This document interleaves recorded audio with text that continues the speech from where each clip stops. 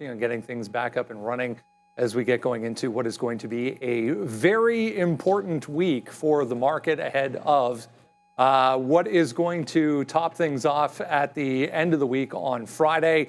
We get Fed Chair Powell coming through at Jackson Hole. The past, I don't know, 2, 3, even 4 years in a row, this has been a significant event for the market, given not only the current state of inflation and the current state of the overall economy. We'll keep you posted as far as Fed speak leading up to that. We are supposed to get a few Fed speakers heading into Jackson Hole as well, so stand by for that as well. Decent earnings to talk about as well this week. We're into the retail end of the spectrum now for earnings season, which is also going to be important for the overall market and the overall economy, given the state of inflation as well. We were discussing last week the pass-through effect. Happy Monday, by the way. Yep. The pass-through effect of some of these price increases and how that was going to affect some of the retailers. Will we see it or not in this earnings report remains to be seen, but going to be interesting with Home Depot and the likes of a whole bunch of retail names coming through this week. You think if we see it with the consumer inflation, that is, it would be with retail, Brendo? I mean, that's the front-facing look there, so we'll have to wait and see what the reports look like. But yeah, that higher PPI print had a different effect, and it sent crypto really tanking down back to key areas of support, down to 115,000 overnight as the market digested that number, higher than expected by almost 1 percentage point, whether you're looking for the headline or the core number. There's a lot to talk about today, guys. As I mentioned, crypto down overnight, both ETH and Bitcoin dropping into technical levels. NVIDIA also in focus as, the U.S. Senate sending Donald Trump a letter saying maybe you shouldn't be so quick to want to sell these advanced AI chips to China. But China, for their part, Brendo, they're trying to tell their tech companies not to buy the H20 because they can't even ensure that it's secure. NVO, Novo Nordisk with a nice auxiliary use for GLP-1s and UNH moving back up. Yeah, I wanted to touch on the overall timing here as well, because the past couple of years, this couple of weeks, the last 2 weeks of August, heading into Labor Day, heading into the long weekend, it has been relatively quiet, but we have seen overall market moves the past couple of years at the end of August, but still, a lot of the commentary this morning expecting things to be a little bit quiet. I think that could be the case ahead of Powell on Friday. Absolutely, Brendo. I mean, this could be, he's going to give many speeches at the FOMC meeting, but that could be his last major policy speech where he tries to direct the attention of the markets in a certain way. So that's one there that I'll be looking at, as well as the other thing. Obviously, we have Donald Trump meeting with major European leaders today, as well as President Zelensky in the White House. It's a who's who of European leaders who was invited there. So it would be kind of naive to say that wouldn't have any market effect. Yeah, and I mean, coming off what happened on Friday, it didn't seem like there was any resolution or any, end of the story kind of things after that meeting with Putin and Trump back on Friday. So we'll see what happens today as far as the overall market is concerned. Stand by. We are, again, guys, just dealing with a few technical issues this morning, but happy Monday. We're back. We're back. Monday. You're happy for long polar day Friday. That looks good. Jackson Hole this week. We'll see if that matters. Trying to get hold up. Hold up. Hey. Well, then hopefully we don't want them to hold up. We want them to talk about how much you're going to cut. Because if we're down to 80, what was it, 82? I just looked right here. It's 84. Oh, back to 84. Okay. So it's like the next episode. Yeah, like the odds of the cut, it keeps like jumping around a bit. But it seems like it wants to stay close to that 80 range. We'll have to check out on that. I know we get a lot of retail earnings, but hey, after the bell, Palo Alto also reporting. We know that can be a nice little mover. So those names are going to be on watch. Cybersecurity. If you saw, like on Friday, the UNH was obviously a big story with the 13F filings. It wasn't just Berkshire. You had Michael Burry getting in on the action as well. So we'll be revisiting some UNHs. That still looks pretty strong. And 312 or something like that. That crypto move not looking terribly healthy. And we'll pull up those charts. I feel like there's some fades in the crypto space today. Yeah, I mean, crypto's still not like universally adopted or anything like that. We even talked about it even on our show, where there's a lot of traders that aren't even in the crypto space. What's up, everybody? Hope you're having a great start to your Monday morning. Hopefully a little bit better than us. I mean, we're good now. You know, we did have that power outage. Thanks for Brendan for explaining that. And thank you everybody's patience as we kept typing in the chat. Stay with us. Stay with us. We're here. And now we're back. So, yeah, all good. I don't know if we're going to be able to have Michael Noss today. Maybe not. But, yeah, 115.2, not great. That is for sure. Was a great weekend that ended up resulting, of course, whoopsies, in a big win for us yesterday on the diamond. So we're really excited for that one. So that was fun. We got to do our draft this weekend as well. I just posted, this was just me talking with the girls here. And I even put in here, this is a successful run ending with a championship. Way to go, High Park. And then I was just telling them about Palantir here. You know, that's all. Yeah, I was telling them, they were like, oh, okay. They were listening. And I was like, what to invest in? This girl, poor girl, was like, oh man, I didn't have any shares in Palantir, and you know, so they were like, a little tired. Yeah, she's like, oh man, not stocks again. Would you make her pitch the whole game? Yeah, we had 11 or 12. I think they all might be. This is my daughter here. she had 2 bombs on the weekend, so that was that was a cycle. Yeah. She got single, triple, home run in one game there, and we wound up putting that down. So that was nice. Yeah, good weekend. And you went to the Jays game again and lost again. You were just telling me that. So that was interesting. The Jays are the #1 team in the American League, and they're winning 2/3 of their games. But this year, when I go, they're losing 2/3 of their game. It's ridiculous. They're like 5-11 when I've gone to games this year. Like somehow I'm mad. So much fun. Like my neighbor's daughter's a couple of years younger, but it was her first game ever. And she got to run the bases. Oh, perfect. It was like and the funniest thing, she's so nervous about running the bases. Right. Why? Well, when you're out there, it's field, it's like intimidating. they herd you like sheep, and then when you get to the line, like kids just start going ham, like darting. And, right. Yeah, and some kids was more comfortable than others. Yeah, whatever. It was a lot of fun. Everyone goes like ham. Yeah, she's been doing it many times. Here's the picture of the whole team with the trophy. Yeah, uncoached, right here. There it is. There it is. Right here. So here's all the girls. They got their nice little medals. It was a fun day overall there at High Park. So yeah, girls there. I mean, there's a bunch of different pitches. We had our own little back girls this weekend as well, which was really fun. The T-ballers came up and helped us out. So that's yeah. So shout out to that. That was really fun. One girl almost. It's funny because there's no real in Little League. There's no on deck circle for these reasons. Anyway, she almost got, one girl was swinging and she went out to get it bad and she almost got smoked. It was like, oh my gosh. Just be careful. Like, the thing is at that age, the whole awareness of when to take fractions and not. We're so excited to be there. They're running around like maniacs. No, Erin took one in the hand when she was catching. Oh. Another kid, like the other team kid just wasn't paying attention. It's like, you can't be just randomly swinging when you step out of the box. Like Erin was retrieving the ball, she threw it back and she was like walking behind. The person takes a full swing, like bam. I'm like, right on her hand. Come on. She's a lefty, I saw, huh? Yeah, she's all lefty. All right, What's weird, like lefty pitchers. my mom, my mom is convinced that my mother she's not a lefty, but we know. She's ambidextrous, but like she grew up in a time in the West Indies. Right, where they're just all forcing everybody. If you were right-handed or left-handed, they forced you to be right. She's like, no, I'm right-handed. I'm like, no, you were forced to be right-handed. You throw left, you hit left. It's not, you're ambidextrous. Trust me. Like all of your siblings say the same thing too. It's a weird thing. I think some places still do it. It's kind of odd to force, but it can end up in a benefit because maybe you end up using both hands. But are you guys still hearing the buzzing sound? People complain that there's some buzzing sounds, but if there is, we're working on everything. Please stay patient with us as our microphones are going back and forth. And Andre's running around here like a very, very busy individual. Oh, he's got his 10,000 steps in already. 10,000, yeah.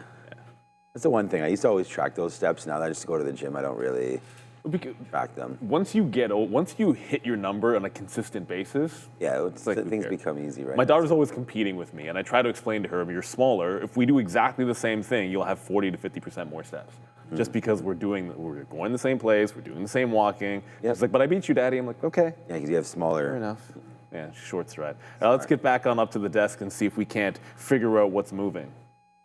Yeah, a lot to understand this morning. Michael Noss is going to join us if we can get to him. If not, we'll We'll do it when we can. Just stand by. It's one of those Mondays. Coming off what was just a really, really interesting Friday afternoon. I don't know if you caught any of the the highlights or the wrap-up that happened after the meeting between Trump and Putin.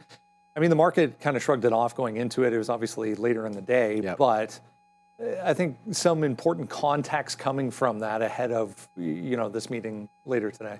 Yeah, and if you were to listen to the major media reports, it was a failure on all fronts, Brendo. No deal struck between the two leaders, but one would expect that, obviously, seeing that President Zelensky wasn't there, as well as he didn't have an opportunity to communicate with his European counterparts. And that's what we're going to wait for today at the White House, expecting, as I said earlier, a who's who of European leaders, as well as President Zelensky. So all eyes will be obviously on the energy markets, whether it's nat gas or oil, or even some of these input costs, Brendo. And you just got to make the assumption that there's going to be some corollary effects here with the relationship with China. Yeah, we all remember what happened the last time these two sat in the room together. Oh boy.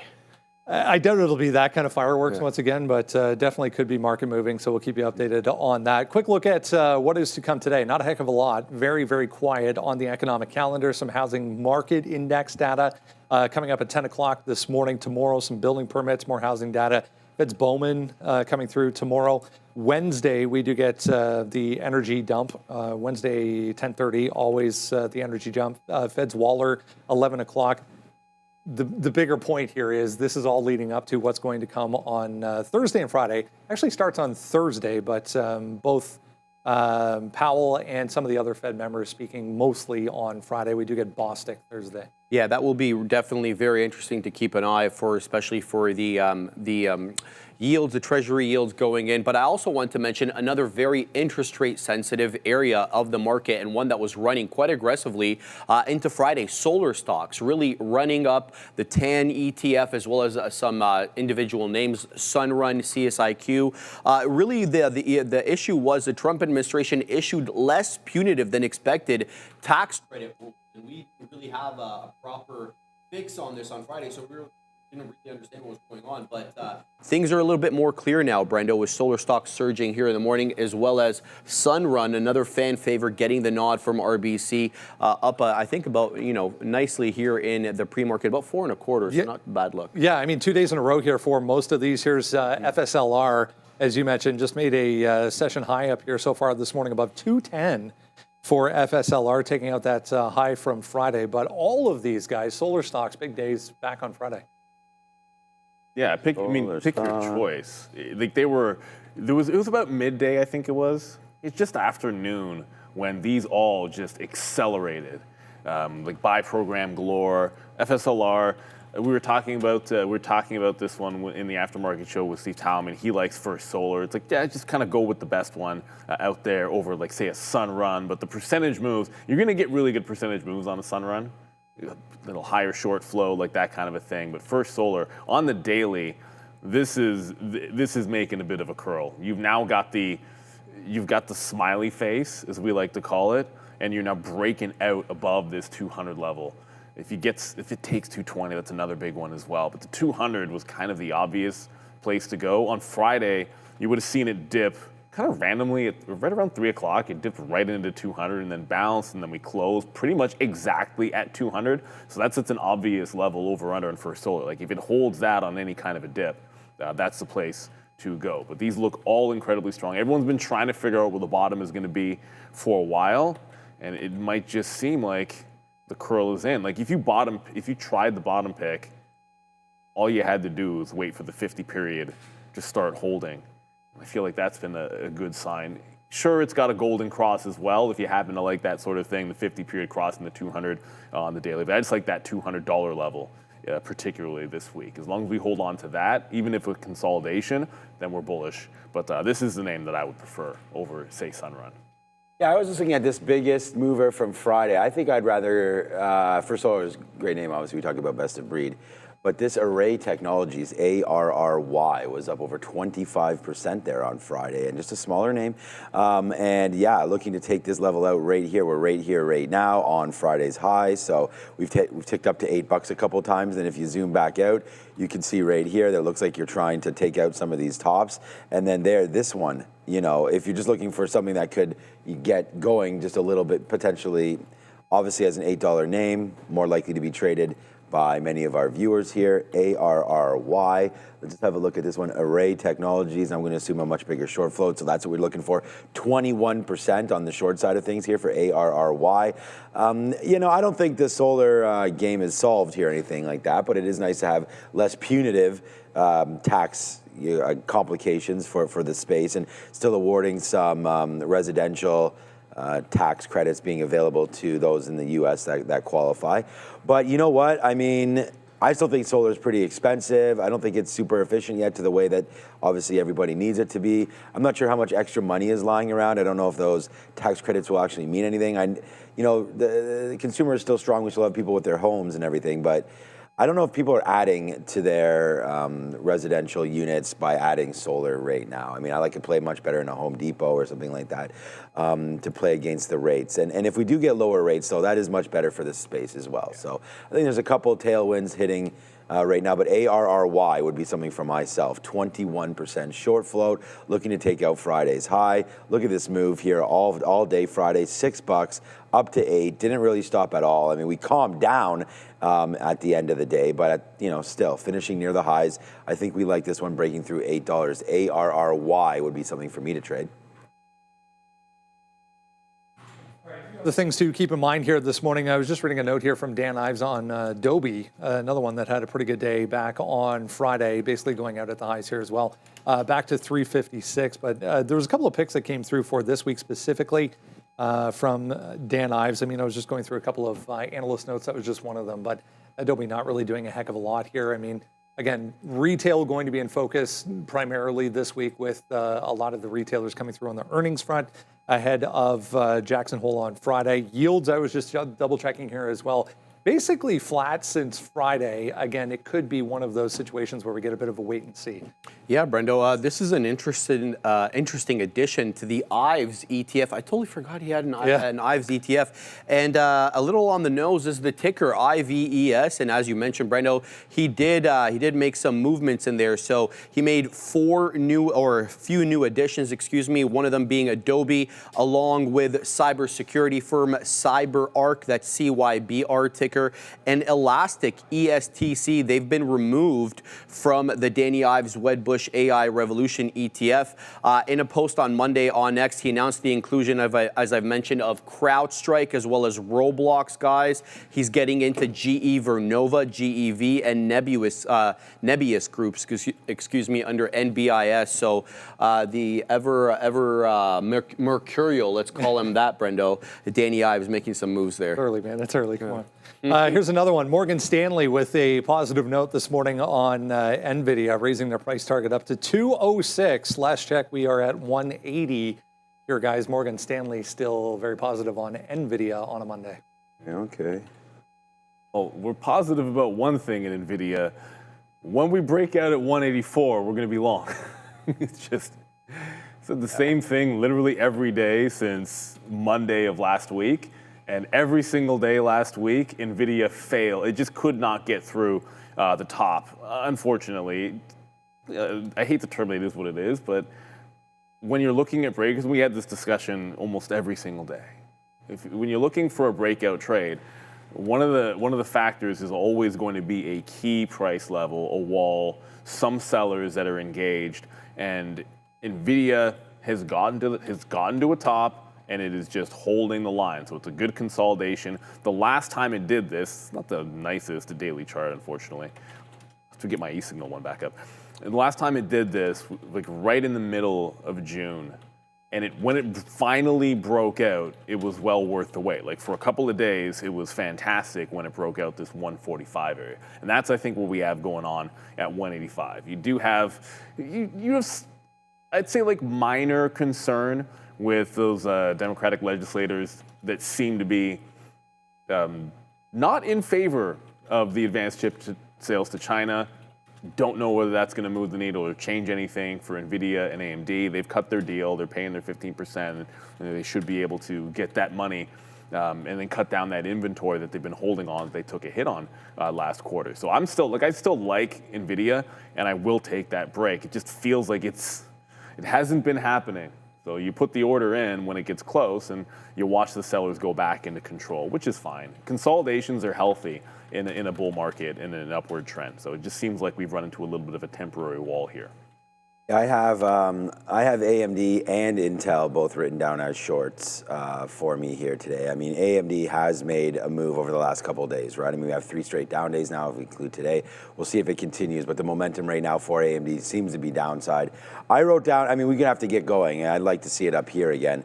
But nice move downside. Yeah, if you look at the charts, we keep having some newer highs here, and then we'll break off from that. Now you're underneath Friday's levels that we're holding all day. 175, 176 is where we're at right now. That could be a good little level to fade. We're going to wait to see how this market turns out here, but I think AMD is a turnaround story to the downside. Just if the market falls, I mean, it's like what Neil said, we're not breaking on NVIDIA. We have now a week and a half until NVIDIA earnings next Wednesday. And then Intel, right? Not even confirmed yet. From the government hasn't came in and said that they're taking any money in this, investing any money in this name yet, but that report is there. And they haven't refuted it either. But Intel, with their best week in 25 years, happened last week. So congratulations for that one. But you just got into a spot where, honestly, we should have just sold it all up there at 25.60 again. But you wait and you hope that this can get going through these levels. No matter how much money they get, they're still in trouble. You're just hoping that the government plays a little nicer with a name that's so U.S.-based, and that would be Intel. But falling down through, I have an Intel short ready to go as well. So we're trying to short right here, $24. It's what I wrote down, 24.50 the top. So if we can get something here for Intel, this 50-period moving average sloping down, if we can get something in this area for Intel, it's going to be a short for me. So my focus right now temporarily isn't on NVIDIA, more on these other 2 names where I'm looking for the short. Considering what the market's doing here, we're down 0.13. It doesn't seem like it's an overly long day to me right here today, but I don't know. We'll wait. I think we have Apple. I think we're starting to head a little bit to the south side. Well, 231 is okay. Market down 0.13, Apple down 0.2. That's never really a super great sign. And then we're going to talk about all these names, I'm sure, as we get going. But Tesla also weaker than the market today. So just some like bellwether names that just appear to be a little off. Google was one that I actually haven't looked at yet here today. With 204, okay, we've been better. That's actually up, so that's nice. And you can see the trend, right? We saw AMD was down the last 3 or 4 days. Google taking higher levels. So yeah, I mean, play relative strength and weakness on a day like today, especially when we're looking to be a little bit flat. Amazon down similarly to Apple, and again running into some levels here. That's the futures. Futures running into some levels right now.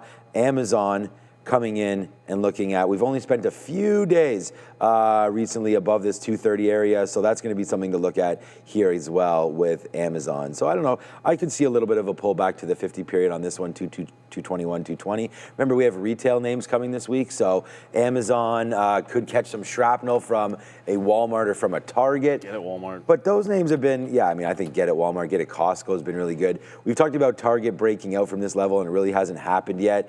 We liked it down here. We talked about that break of 100. So that could have been something that was taken and hasn't really gone against you. And now that next level of 108 could have given you 8% there, but how would you know that's the top? So we'll look to see if they can break through there on Target. All these earnings coming this week. And yeah, I think I like Target just because it's so beat down. Also, Target has like a 5 or 6% dividend, by the way. So there is some love there for TG.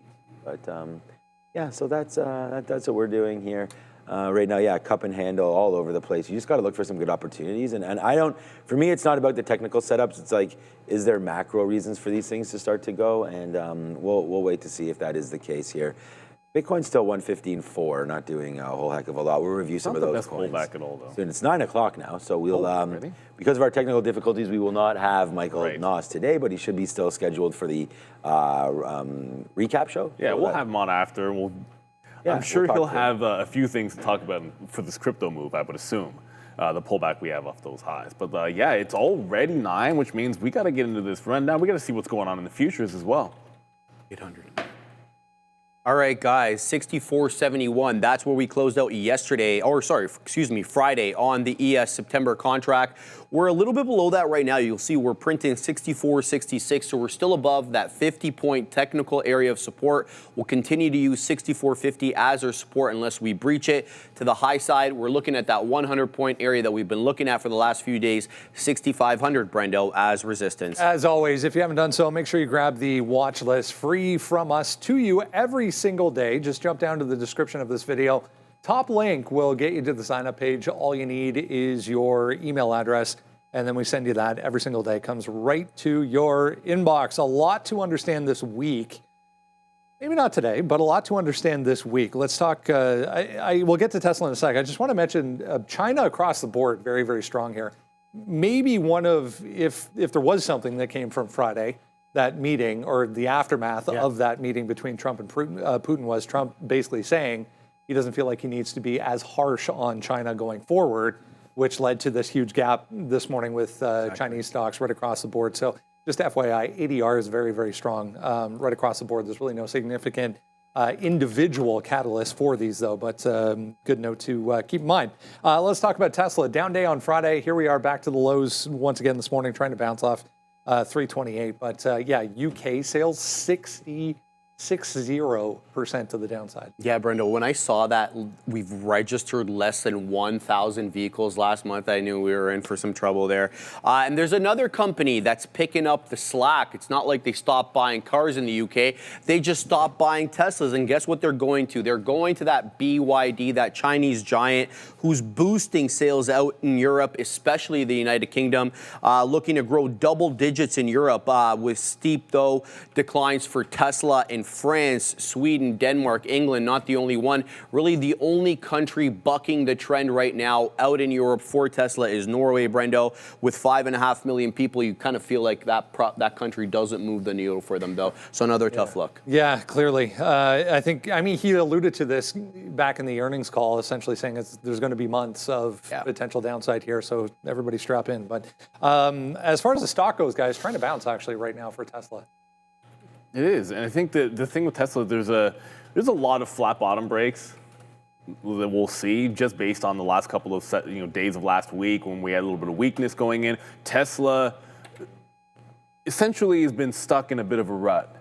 Like, it's been bouncing. We call it, like, I don't know, some people call it a wedge, whatever, it doesn't really matter. Like lower highs, higher lows, and like it's gearing up to make a break. I love the fact that it wasn't a good quarter. And you've had some negative news and some distractions, but it seems as if like the worst of the downside was early off to the report, and really all we've been doing is going sideways.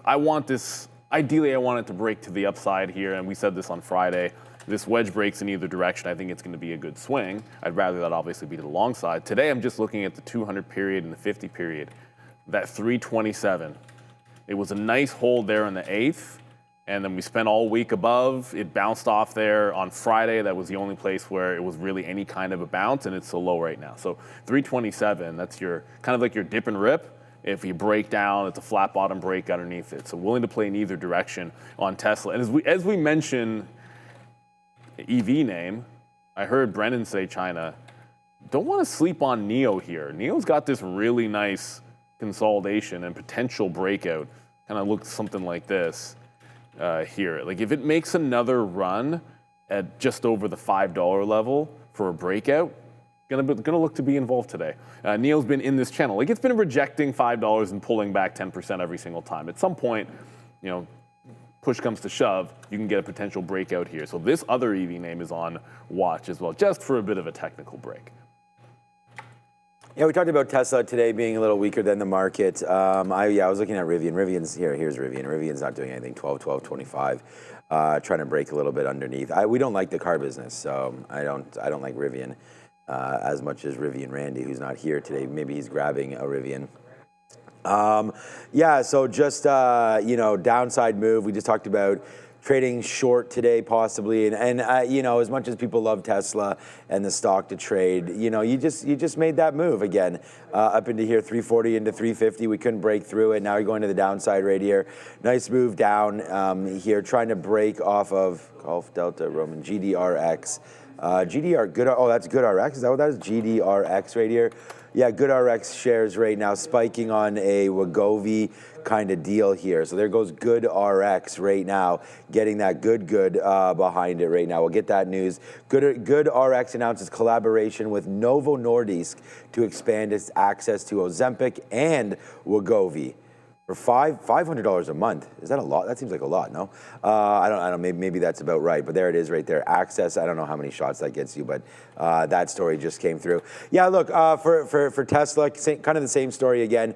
328 break lower. I think that makes a lot of sense. The market's a little low right now. A little weak, but not weak enough for me to be like, wow, I really think this is a short. You know, you wait for headlines for Tesla, and I think it's always dangerous to trade this name without any guaranteed headlines. Like, I'd like to see some more upgrades, downgrades, something happening. There are some comments from Dan Ives, who said, get it together, Elon, or whatever, a couple weeks ago. Yeah, it looks like we're going to get some support down here near 327. So if you like the stock, I think that's a long, and I think this is a short rate around here. 331, 332. So right now it's dancing in the middle. Not super exciting to me. I'd rather leave Tesla alone and just play with some of these other names. We're going to get the sticky note out in a second. All right, on the other side of the equation here, let's talk about UNH up and away again this morning. 3 days or in a row here, we get quite the move upside for UNH on the back of, if you going back to Thursday after the close of 13.5, a big bump in. Yeah, absolutely, Brendo. 5 million shares from Berkshire and about 350,000 share call options were bought by Michael Burry. The move signals, expectations of a sector rebound, particularly for the Medicare Advantage rates for 2026 showing some promise there. But we know UNH still faces that regulatory headwind as a result of the SEC, investigating their medical billing practices. But they did get clearance, Brendo, to acquire Amedisys for $3.3 billion acquisition, which was kind of one of the requirements there that they divest 160 healthcare facilities to satisfy the DOJ conditions. That's for a new acquisition that they're picking up to the tune of $3.3 billion. And they reported weaker than expected Q2 earnings not long ago. So worth noting on that GDRX move, HIM's downside on that as well. If we remember, there was a deal between those two. Obviously not going to reoccur. So HIM's downside, GDRX to the upside here, guys. UNH also to the upside right now. UNH looking good for some continuation. Friday, remember when you were tuning in on Friday, we were sort of saying how choppy and just weird the price action was at the open on UNH after the gap up. Everybody was excited to find out that the stock that we thought Berkshire Hathaway was buying was exactly the right one. So there was always the chance to sell the news, and it seemed like that way early. Eventually, it settled down. And when it settled down, right after the opening range at 10 o'clock, it was just a VWAP long and a trend into 310. Still believe, and since, look, they've had a lot going wrong with them, but after the investigation, there was a 328 top in here and then some resistance at 320. That's the target area for this week on a continuation play on UNH. So much like Friday, I don't want to be like messing around if it does this whole, let's just drop $7 and rip and just randomly go back and forth. I want to look for this to be a continuation play, join trend after the opening range is set, and look for the continuation long. If we've lost the prior high at 310, then I'm probably waiting somewhere down to like the 300 level for a dip. But under the assumption that we can hold this 310 level, there might be some shakeouts at the open and then try to continue back into 320. So like the long here in UNH again, just have to be patient with it. We didn't even execute on this until it was 10 after 10 on Friday. Yeah. Wow. Here we go. Bang, bang, bang, bang. You guys know we just bought Eli Lilly at 639. A couple days ago, last week, and there it goes right now. So I was just going to say, everyone was saying, is Eli Lilly sort of the next UNH type of thing? And yeah, they gave up some big support for sure there at $700 on earnings, and then they had something else go wrong. I don't know. Well, it was earnings and it was that pill, but that was all together with the earnings call. Earnings report there that their pill, they only lost 12% of body fat or something like that, as opposed to 15% of body weight, not fat. Yeah, it's made its move all the way back up. So that turned out to be a decent buy down there, whatever. You know, when you're playing these names, it's a longer play, I would think. I still think, you know, with this sort of wonder drug here, we know Novo Nordisk has this, so does Eli Lilly, and there's going to be others. But for right now, Eli Lilly looks like it wants to get back to the upside. The Dow Jones was one of the only bright things on Friday, and a lot of that was due to the fact that we did have, there it is right there, the Dow Jones ETF. This hit all-time highs on Friday, and part of that was the 180 points that were added to the Dow because of UNH's rally. They've taken off over 1,000 points since the news, and you know, part of this was also tariffs, of course, but there's the Dow right here looking to break higher. So I think that right now you're looking to do this kind of a move on the Dow Jones. It was one of my picks to start the year. We're finally starting to get going on this. Again, if you like the names that are involved here, it's a price-weighted index, so it's not the greatest, but 450 looks like a good break here. 452 is that high that we put on Friday for the DIA, and of course they're the diamonds. You'll hear me say that, you know, sometimes. They're actually up today. So Nasdaq down, ES down, Dow 30 up. So yeah, I think there is going to be some more love here for UNH. And if you don't like sort of the moves that have been happening in UNH, you could try to fade it. You are back to some nice levels here again. Watch out for that 320. That was the top. Look, it doesn't seem like it's a Warren Buffett type of name, but hey, he's not in charge anymore, so we'll see what winds up happening here with UNH. Tons of revenue coming in for this company, but without knowing enough about the way the healthcare insurance business works, I just look at this as still as a broken down stock. You need to definitely get above this area, and that's what I think everyone's targeting. So I would be it's a fade right now at 325 until we pass that and hold higher. So I don't love UNH at these levels. I think we like to short it about $10 higher. So UNH right now definitely on watch and a great trade. Congratulations anybody that believed in this, because it's still going higher here, UNH. Let's go on to crypto here. Downside this morning, decent sized gap here for IBIT, although we are testing the highs coming off a move over the weekend for Bitcoin that saw a retrace back below 115, guys. A little bit of uncertainty potentially coming back into the crypto markets here. Yeah, I think we'll come back into prior highs. Yo, Fabian. Fabian's in the house. I think, look, I came back to us this quick. has been really good.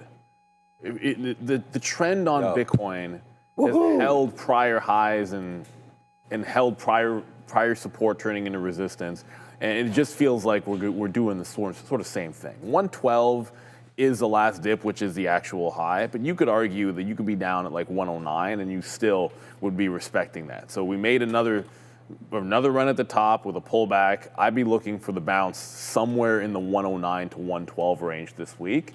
And you know, if we end up just rallying from here, then you know probably don't end up involved in any trades, particularly in Bitcoin. Oh, one note before I mention BMNR, which is what I want to look at today. For everyone looking for ATNF, ATNF is now ETHZ. They rebranded, so that symbol's not delisted. It's just ETHZ is what ETNF has turned themselves into. BMNR, flat bottom break at 54. If we're pulling back in crypto, then to me, if things go ham, the Treasury plays are going to be the obvious place to look for a little bit of weakness here. This trended down all week long. Well, not all week long. The back half of the week after failing a double top at 70, but the low came right in and bounced off 54 early in the week. Bounced off 54 on Friday. It's bounced off 54 pre-market. So once it breaks down, I'm looking short on BMNR. If crypto goes rallying, there's a decent chance I don't really touch this and maybe take a shot at it if we run into the 62 area. But we're close enough that it's a flat bottom break at the open. Look, crypto's, you know, when everybody runs because crypto's like, I was going to say, like, Ethereum's up 50%, you know, in a couple weeks on Tom Lee. Like, I just, and I know, the Genius Act, yeah, genius that act was. But, you know, you're down 43. Like, I think there's a big move coming to the downside almost in all of these right now, just to flush out sort of weak hands. And then maybe we can get back to the upside. $3. I was talking with Nimit. He kind of likes some prices around here for Ripple, but back into $3 for that now as well. Solana back down to 182. Look, I bought some at 200. We talked about that on Thursday or whenever I was here last. I think we bought some on Wednesday. But I don't want to put any real new money to work in many of these names, not yet. I still think there's a little bit of a downswing coming for crypto. I don't think that it's going to be permanent, and I want to buy dips, that's for sure. But I could see a little bit coming off right now. Cardano still stayed strong here at 91.2. I just wonder, like, we haven't really had that alt. Like, sure, they've run all together, but this is 1, 2, 3. These are the top 3 right here. And then after that, you have Solana. So will this try to make a move higher? Like, I just look at, and I think to myself, like, if I was new money now coming into crypto, like, where would I look? I wouldn't look at Ethereum. Ethereum's had a huge run. You know, Bitcoin has been one of the ones that I think people keep buying on dip, so that makes a little bit of sense. And then I look for a name like a Ripple, where this one has a decent opportunity to get back to the high side. We're not breaking through all-time highs yet on XRP. We're not super close. I mean, 350 is right there, but that's 375. If you go from 3 to 375, you're talking about 20 to 25% move from here. You know, so I think that this could be something that's a little interesting. Obviously, the 430% year over year, that's an interesting number as well to me. But I don't know. I don't see new money running in here right now, especially to these top 2. I would think that pretty soon, and I got to do a little bit of work. When altcoin season, I think is generally like September to October. So we'll wait to see if there's some runners happening there. And then someone said XRP. What was the one? There was a Ripple pair. So we have the pairs here. But what XRPPQ. Is that what it is? That's Canadian. Oh, here, XRP ETF. So many different things to trade. XRPT, is this the best one right now? But you know, this doesn't make any sense down to $18 when it should be a little bit higher right now, unless this is probably triple levered or something. But anyways, I would be looking in this space, and I got to do more work to find the right XXRP, that's what people are saying. Okay, XXRP, yeah, there it is. Okay, so this is the 2-time daily long now. Yeah, we looked at this on Friday or on Thursday or Friday of last week. So 2 times levered there. And again, you want to look at some of these plays, I think, also because if you don't have a wallet or you don't have a Coinbase account or something like that, yeah, you are going to flock to some of these ETFs. So I think if you know, if XRP is the next one to go, you definitely want to look here. I mean, look, it just takes Tom Lee to tell everybody to buy it, and then the fish comes through, you know, and they just keep following. The sheep come following the herd. So who's going to be the next guy? Is Chamath going to start pumping XRP? Who knows? But I would say the next time you hear somebody like that wants to get rich, just jump on their back because it's worked in the past. That's how it goes. Back to highs for most of the solar stocks currently. Here's FSLR currently testing 210 anyway. We did get above it briefly there early in the morning. Treasury Department coming through with new tax guidance or tax credit guidance going forward, benefiting some of these stocks here this morning. Huge day going back to Friday, though, for this group. Yeah, as the one you just mentioned, Brendo, FSLR was up 11% on Friday. Yeah, Enphase Energy up 8.1. I mentioned you guys Sunrun as well. Neil mentioned the short float on that. Keep those in your purview. But we had in Trump administration announcement, they issued less than punitive expected tax credit rules dating back to Friday, something the market hadn't been pricing in or expecting. Relief rally signals investor confidence that the federal incentives will remain accessible for major solar developers, but underline that, it's major solar developers that will benefit from this. Residential solar systems remain eligible under prior rules, shielding existing installations from disruptions to the tax credit, but the larger projects must meet physical construction standards, but have 4 years to comply, easing that near-term execution pressure. Over 2,500 solar and wind projects, Brendo, representing capacity equal to about 383 nuclear reactors, according to this report, could be affected by the new standards if not started soon. But the larger, well-capitalized projects are the ones that are going to get shielded here, not the ones that are smaller or more residentially based. We were talking with Michael Noss going back to the beginning of last week about rotation and the idea of where do some of the funds maybe go from some of the big high-flying stocks to next. Here's a weekly chart of FSLR. These, as a group, guys, have definitely a lot of room to catch up if they want to get going. Solar, all of these are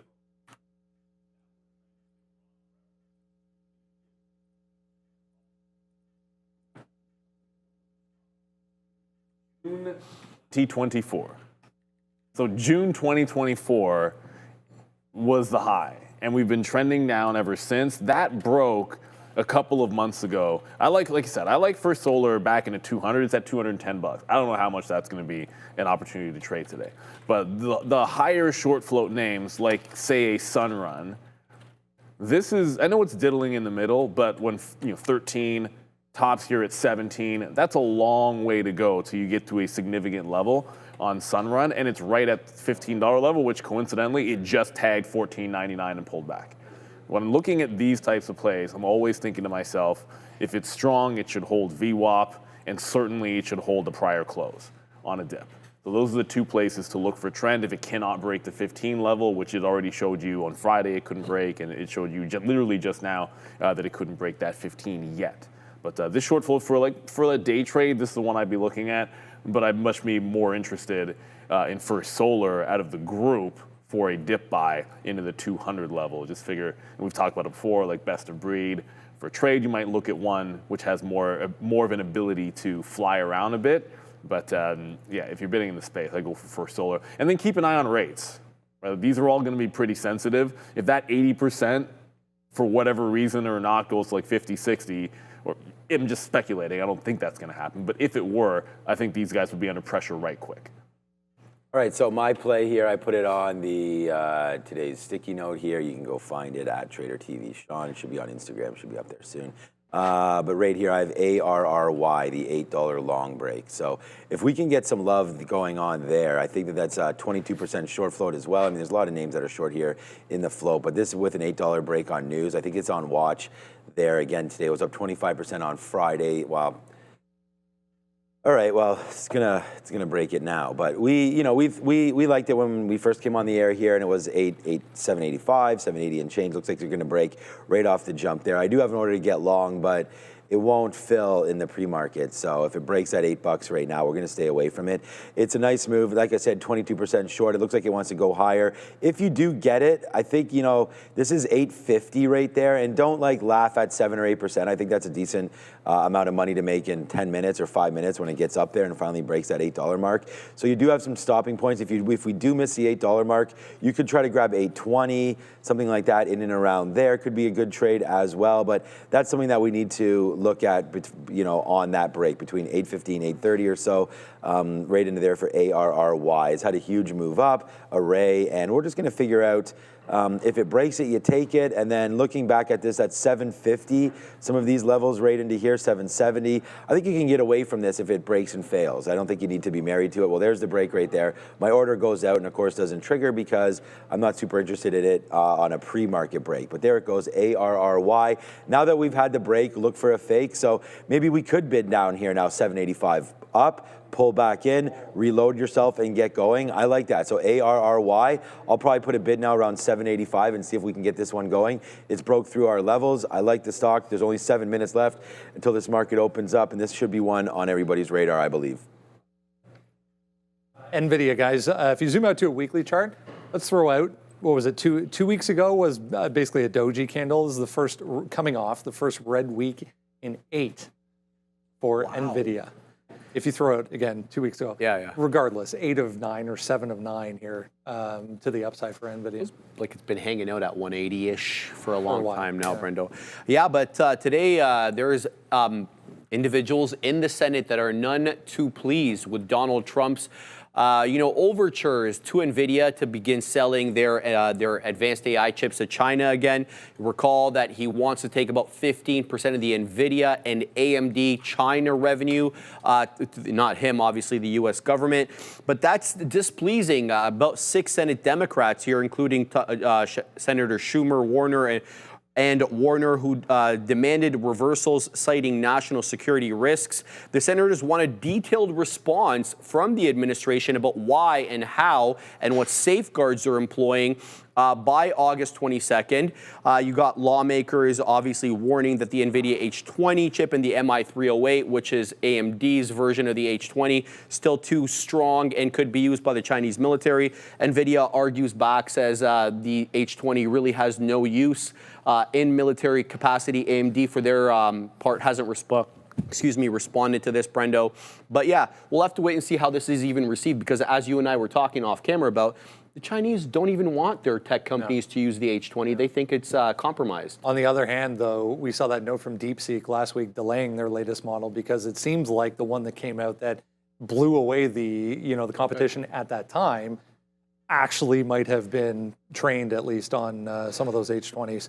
Here's Morgan Stanley, mentioned this earlier if you're with us. Morgan Stanley with a positive note on NVIDIA as well, going to 206, guys, with their price target. We'll get there. We're not going there today. We're not going there tomorrow. We're not going there. Well, we'll see. I mean, we have to get NVIDIA's report here, where we get the opportunity to see how impressive the numbers are, and then somehow we'll still be, the market will be disappointed enough to not make them go double digits, because that just feels like the way to go. Unless this stock trades up to 182 to 184, I don't know how much I'm going to love it. This week, I'll take a 184 break if it ever happens. I'll trade off that level 100%. We said that all last week. That's a place to fade the stock.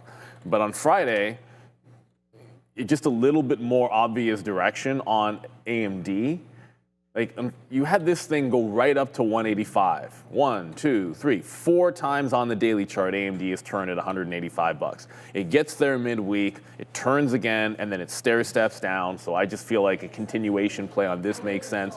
178, 180 on AMD to continue like the stair step to the downside for this particular chip name. Just prefer to trade it versus NVIDIA. It's just a little bit more clear on the levels and a little more clear on the direction here as well the last couple of days. All right, you guys know where I'm going. I've already talked about it. I talked about AMD. It's on the note as well today. So we have our sticky note that's out. We have AMD as one of the top trades. Intel, Qs, and AMD. So 179 short. Yeah, I just put it right now at 178.75. I don't think we get that high. But Intel's more in the area right now of 24 to 24.50. With only 2.5 minutes to go, Intel is starting to just fade a little bit now. I mean, we didn't necessarily mess too much with VWAP, but we do have the 200 period moving average right there at 24.25. So hopefully that will make a move back to the downside right now. Yep, I hear it. Thanks, Fabian. It's working now, baby. All right, thanks, Fabian, for getting Unity up. Yeah, so 24.10, 24.30, nice downside move there. I want to be fading of Intel. We got those imbalances that just came through. UNH, surprise to hopefully none. That's a bid right there, so that could be making a nice move to the upside. NVO, again, on that good RX deal, I guess, just making more deals now for Novo Nordisk. They've been really beat up as of late, so, you know, that could be a nice move back on. I think C3AI got a deal of some sort this morning as well, so that's a nice move higher there as well. So we'll just, we'll just wait. There's some HIMS. I thought I saw it on there. It is right there. What's HIMS doing?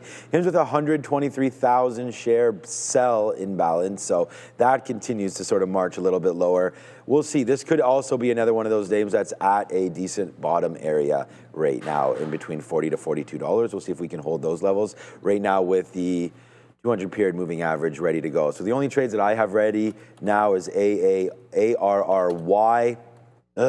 Broke through $8. I wish there was a little bit more volume in that play, but I'm still interested in that. I'm looking at the Nasdaq short right now as well.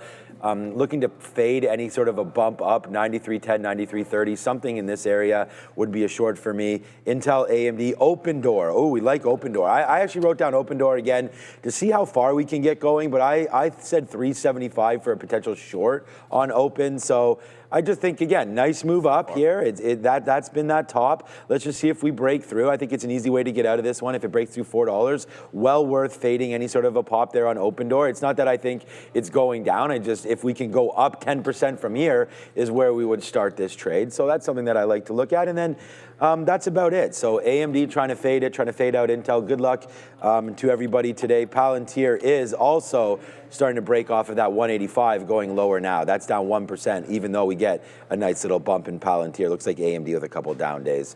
20 seconds. 20 seconds to go. There's one trade from last week that's still available.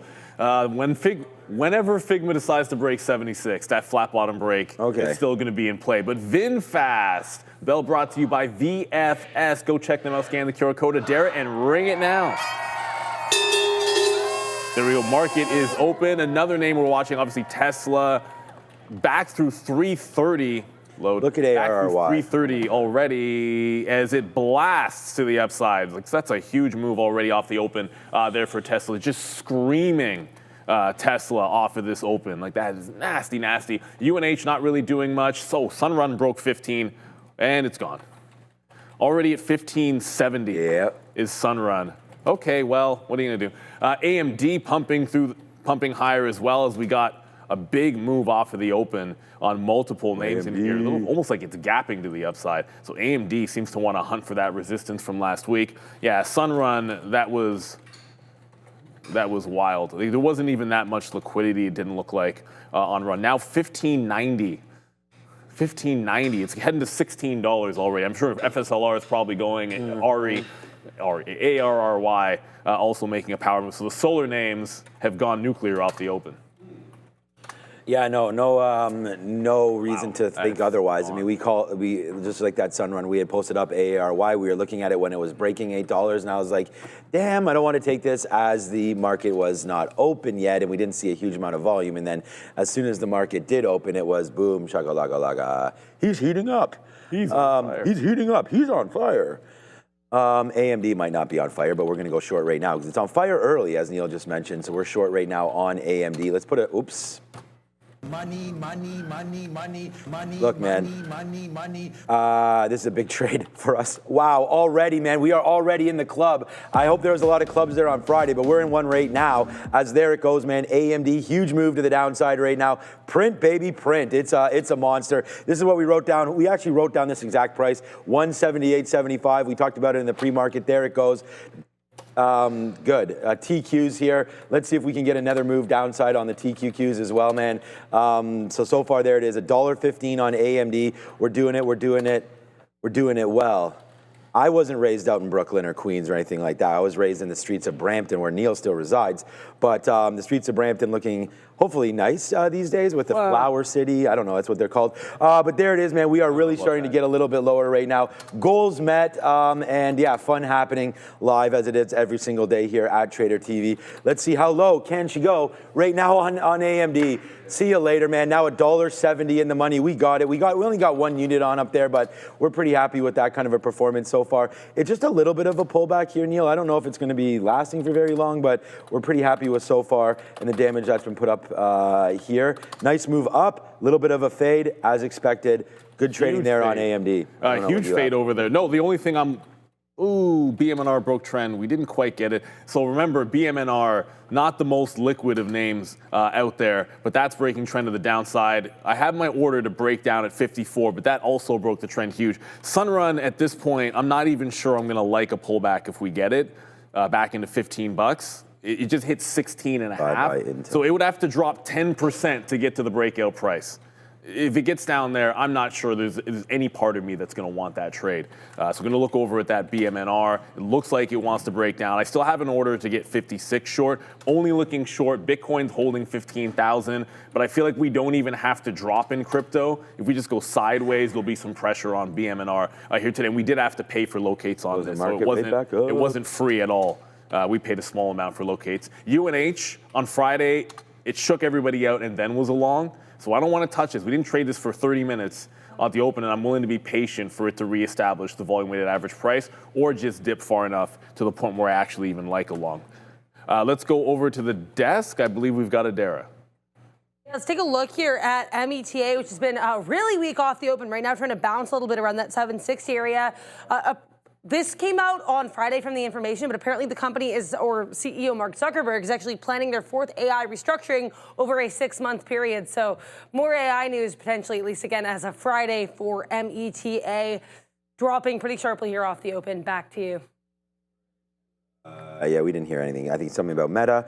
$8 right now. So ARRY and Sunrun probably, and some of these solar names. I mean, I'm just assuming that they're all kind of moving right now. But there goes ARRY right back in again to that $8 mark. Let's just play it off of these levels now that have sort of given us what we needed to get there. It's a nice move higher.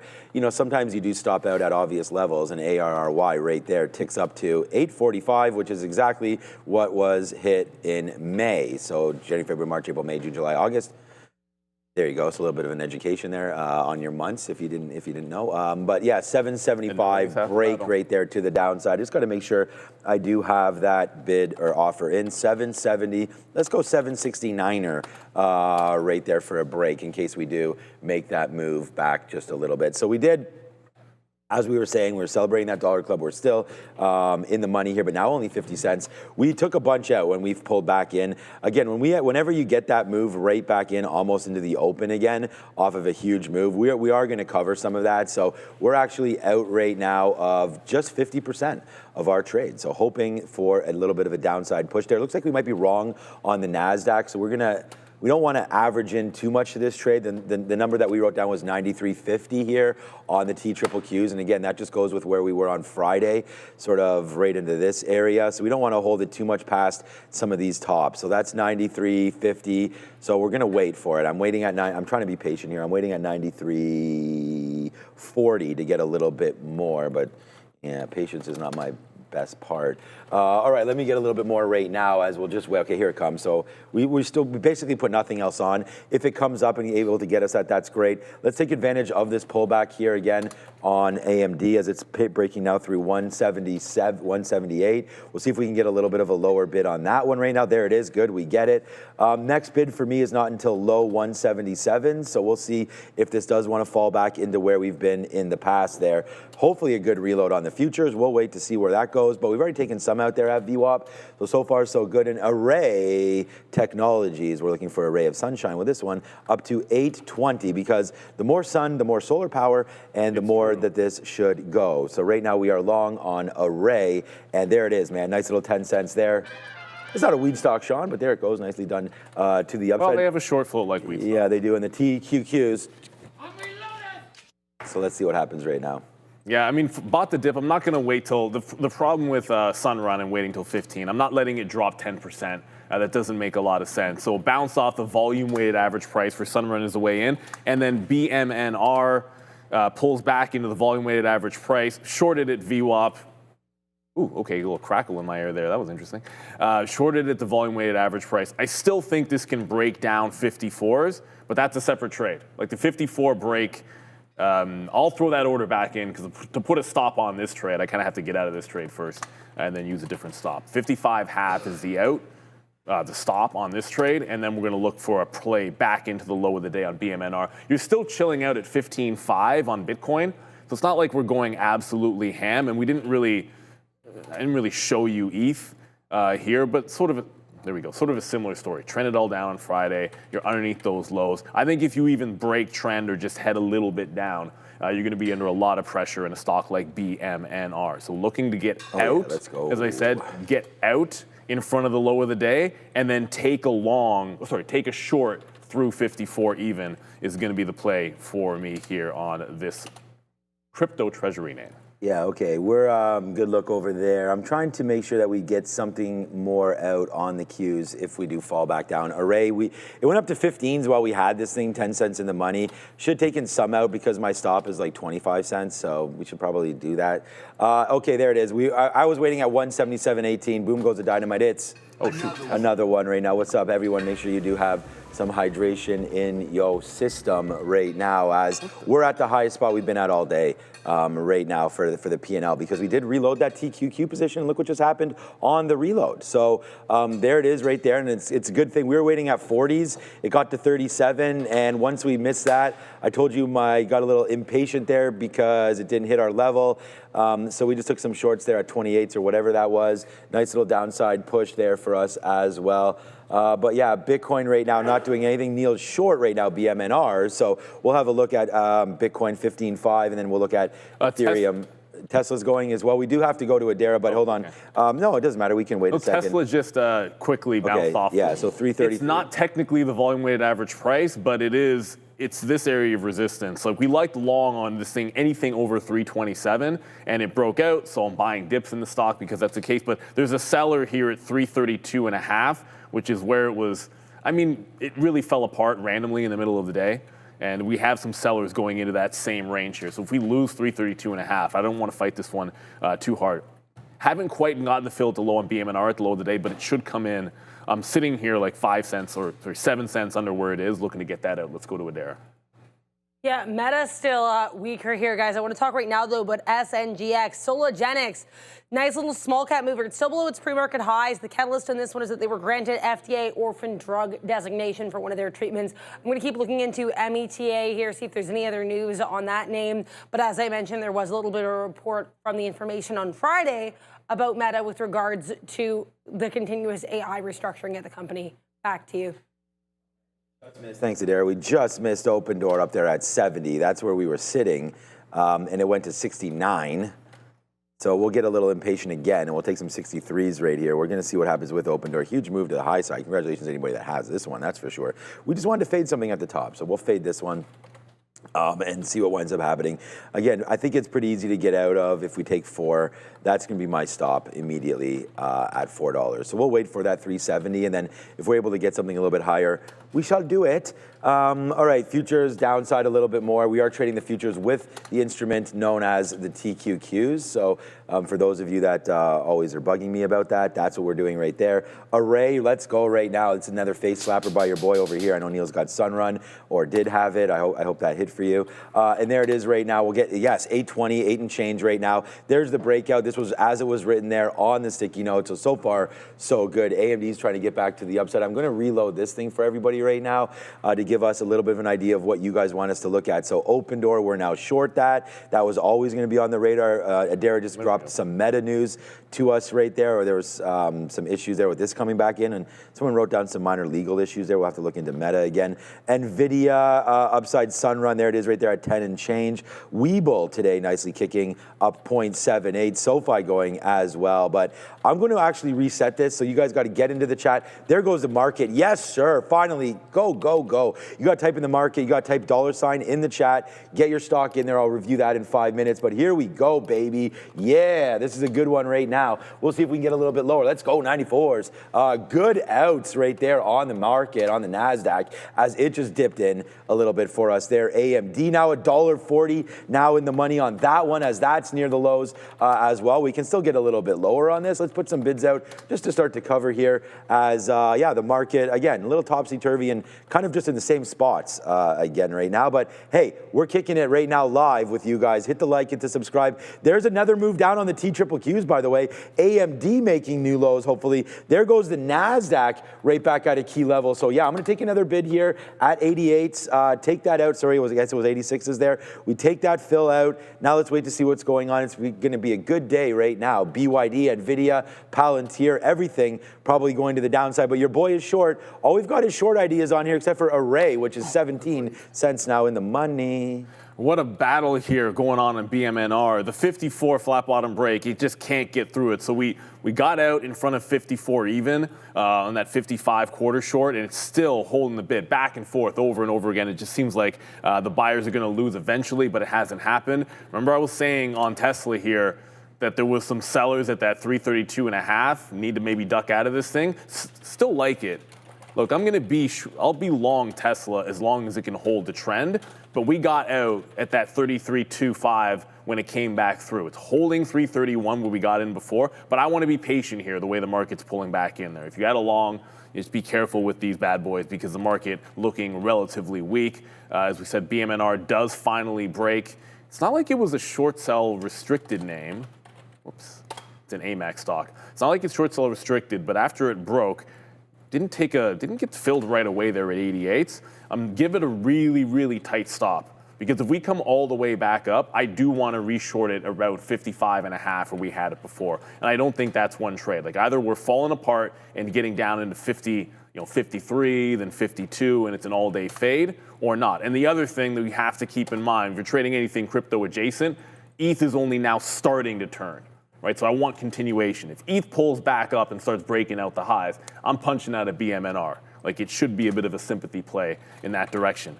I know I'd said I was looking for NIO as well. NEO, no break. It's at 489, high 497, which last I checked meant $5. Did not break yet on NEO. All right, man, we're 3 for 3 so far today, but we got to wait for Open Door to get going right now. Hopefully it opens a little lower if it ever halts, but it's not halting right now. Halting? No, not at all. But we could give it up. I mean, it doesn't take much to halt a $3 name. So either way, if it halts upside, hopefully we're going to be out, because a halt up should get us out at $4. We shouldn't be halting anywhere near $4. It should have to break that. So that's going to be the spot where we look to exit the trade, if we exit the trade at all. And then otherwise, we do have some downside targets as well. That was 60 right there. 55, 56 on the move down. So I do have a bid at 60 just to try to take 8 or 9 cents. So if it does fall through, that's something I'm trying to look at right now on Open Door. But other than that, yeah, good moves down again on the Nasdaq. Let me just check in. So we had Open Door was people wanted to talk about ETHA. ETHA right there. Look, I'm just glad to be back. Some Intel give you guys here. some of these bangers. Yeah, I had the Intel short. What is that doing? Is it? I didn't have it yet, but okay. It faded to 23.3. It's just bouncing back to the upside, right back at 23.8. So a little bit of a bounce play there on that one. UNH. Still doing the shakeout phase. Like on Friday, I'm just reminded that it wasn't a good long until 10 o'clock. So I was willing to sit this one out the entirety of the morning. It's not doing anything. It's just sliding into the downside here. And then I know NVIDIA is something that people always want to talk about. Load. Friday charts. We got the Friday charts going. Thank you very much, Friday charts.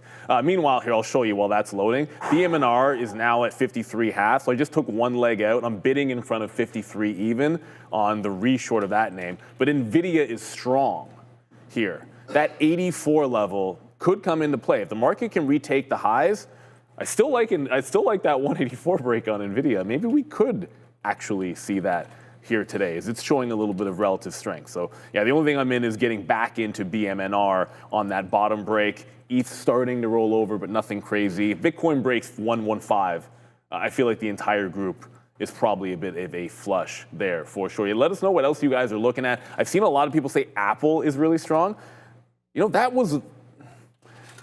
was debating, I don't know, I guess I came in not really loving load Friday charts again. I don't know what's going on with this chart. There we go. It came in not really thinking that Apple was going to be a thing. And then I think it wasn't Obi, but I think it was Obi on Friday. Maybe it was. 230 held all day long on Apple. And when you see something like that, it's almost like you should just assume, hey, somebody likes to buy this stock.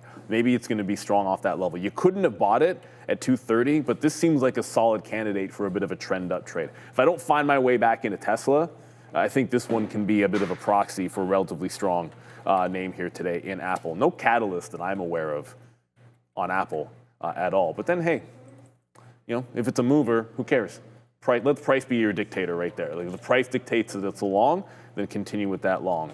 BMNR, again, the only thing I am short. I'm sure you could look at SBET if you're watching those, watching that group. They're probably all good. And no, CoreWeave fell. This kills me because remember on Friday, we're like, yeah, lockup expiration on CoreWeave. Sometimes they don't do it on day one. Maybe it's day two. The 100 level just bounced clean. It was a good short at 102 on Friday. Let's see if that establishes itself. Although I think I paid for locates again on this. CoreWeave, maybe the lockup is more important day two than day one.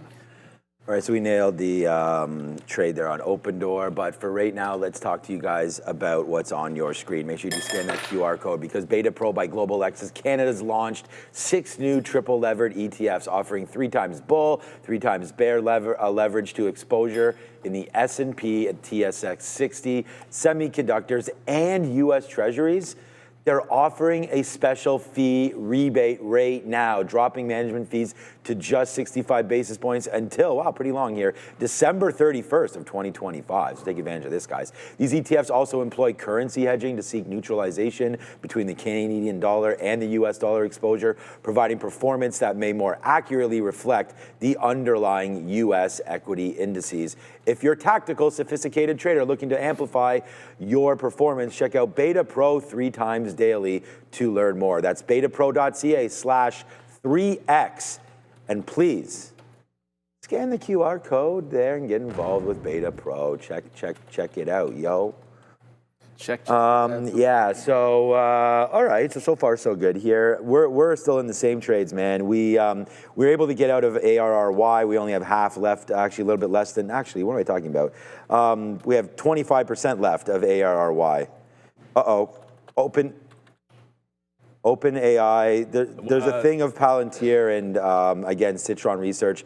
Poor guy Andrew Leff must not be on enough money yet on his short, so we'll wait to see there. He's just saying that again, overvalued Palantir there, is comparing it to Open AI, but I don't know. So we'll wait to see here. But as this market continues to bleed down, oh boy, shout out to Obi. Thanks for taking the wheel there on Friday. He'll be back this Friday again for me, as I got a bunch of vacay days that I got to spend. I haven't taken really any long vacations this year, so we went to Boston for 3 or 4 vacation days right there. But there goes Palantir falling. No, nothing. It's just it's a short report from Citron. Oh, it's just the being old story. Yeah, it's just being rehashed a little bit there.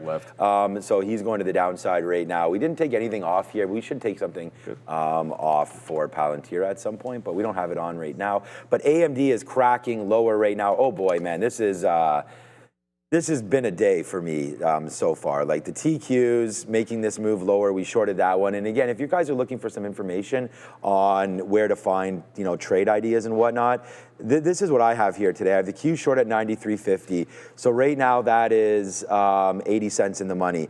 Intel 24 short, you could have got it off the jump, but we chose AMD short, which is now $1.70 in the money. We do have Open Door right now, which is hovering around these levels. We'll see what's going on with that one. And then Array was a ray of sunshine for us today, and that was a good trade. It broke through $8 and then came right back. So we'll have to wait to see. Like I said, only 20% left of ARR, 20 to 25% left of ARRY. Open Door, the one that's in risk right now, but it's AMD that's at the day's low, and well, since it's opened, it shot up immediately, but we just touched 177 again, 176.90. There it goes. Now we are officially back. We've already have a bid down here, so let's get one more. And then whoa, yeah, buddy, it's a face slapper right now. And then also this trade, man, 70 cents now in the money on the Nasdaq. Let's put another bid out right there, as she'd be going to the downside off of our short call right there as well. Sometimes you got to have an opinion on direction and hold on, and didn't do enough of that today, but we're still in it. Open Door trying to go for $4, so watch out for that. What's up, Adara? Well, what's up is VinFast has delivered over 35,800 EVs in Q2 2025, marking a 172% jump from last year. That brings their first half total to more than 72,000 electric vehicles. That's up over 220% year over year. With stronger sales usually in the second half, they're on pace to easily double 2024's 97,000 units. They're also crushing it on two-wheelers, with nearly 70,000 e-scooters and bikes sold in Q2, up from 432% a year ago. And the gas-powered two-wheelers being phased out in Hanoi and Ho Chi Minh City in 2026, the growth potential looks huge. You can find them on the Nasdaq under VFS. Scan the QR code for more information. Thank you to VinFast. As the market goes down. UNH goes up. So it took a while. Now it's reestablished the volume weighted average price. So look, what we did on Friday was wait, and while it shook everybody out, whatever. Maybe it shook people out, I have no idea. Seemed like it was trying to. And then it established the volume weighted average price for a good 20, 30 minutes or so. And so every dip in the VWAP, which is about 311, I want to look for the long. BMNR is still doing the exact same thing as it was before, which is heading down, probably helped by ETH. ETH broke VWAP and continues lower. If I see low of the day here on ETHA, I know it's a 24-hour market, but so low of the pre-market, let's just call it on ETHA, then I want to look for, regardless of where BMNR is, if ETH bounces off of support, then I want to get out of this thing. It's down 8%, could see double digits potentially today. At least possible. Again, we'll see. Tesla, we had one and done for the long on Tesla. That's looking all right. I mean, I'll give it it's like a hard C+. What this move looks like right now, holding on to the volume weighted average price. Well, it's a big topping tail rejection at 333, and it's going weak into VWAP again. So I'm not rushing into this one to the long side. If I can get picked up in UNH, I'd rather take a shot there because that was pretty good. It was just better on Friday. And I like the catalyst there, right? Like people like to follow Uncle Warren, even if it might not be Uncle Warren, which I don't think any of us believe that this is a Warren Buffett call. Adair doesn't, you don't, I don't. Remember, the 13Fs are old. Yeah, they're old. That's something. So. But and they have so much cash on hand that it always made sense that some of this was going to be money that needed to be deployed by the new regime. It doesn't feel like a typical Buffett power play. Right. Company that has still issues with the government and investigations. That being said, it's getting bought up, right? So the price doesn't really lie. Let us know what else you guys are looking at. Oh, there's TerraWolf. This thing is going again. TerraWolf, another 13% to the upside. I'm pretty sure they were all over this one on the midday, and likely will be again here today. I don't know if there was a news story here. I thought there was like some kind of an offering on this. Must not be the way it's flying. This is like 3 days in a row now. TerraWolf's been going nuts. Now a double up here. So let's go to Adair and get what the actual news is. So there was an offering here. There's a $400 million private offering of convertible senior notes due 2031 with $60 million option for initial purchasers. But there was also another story this morning that came out. This is kind of odd. We had a couple stories coming out like minutes before the offering. So a little bit before that offering that came out around 7:50 a.m., TerraWolf said that their Fluid Stack has been exercising its option to expand at TerraWolf's Lake Mariner data campus. So they have someone expanding, I guess, their operations at TerraWolf Center. Then we also have TerraWolf expanding to 360 megawatts of contracted IT load and securing $6.7 billion in revenue. So 3 catalysts weirdly released back to back to back in about a 10-minute span, guys. Back to you. That's a lot. Got some back-to-back jacks going on over here. Thanks to Dara for that one. So we took advantage of Array again. Just a nice move back in. We got another 15 print there. It's not going to be that huge trade that we sort of thought it was. It definitely got bumped up early. That was the 8 break there that happened right off the jump. And we didn't take it. We were watching it live. You guys saw me there, and my order actually went out. I could have been long at 801 or 2. It goes up to 40. I feel like that's a decent move right there. That's 5% right off the open, and then it just came right back. Remember, I said like take 7% if it was there, but yeah, it's falling in right now. Array, so we'll take a little bit more out right now. Now with 15% left, but yeah, we're gonna wait to see if Open Door wants to come back in. We just missed another reload opportunity at 90. That's the only spot I'm going to take this trade is $3.90, and then we're going to get out at $4. Like now that I'm looking at this, we're almost at 1.5 to 2 times our daily goal right now, and only off. And it's funny, shout out to Glass Half Full. I know you're just playing around, and he had mentioned earlier that he didn't like this AMD trade, and then he or she just put in the chat right now, yeah, I guess that trade was pretty decent, and you're 100% right for me anyways.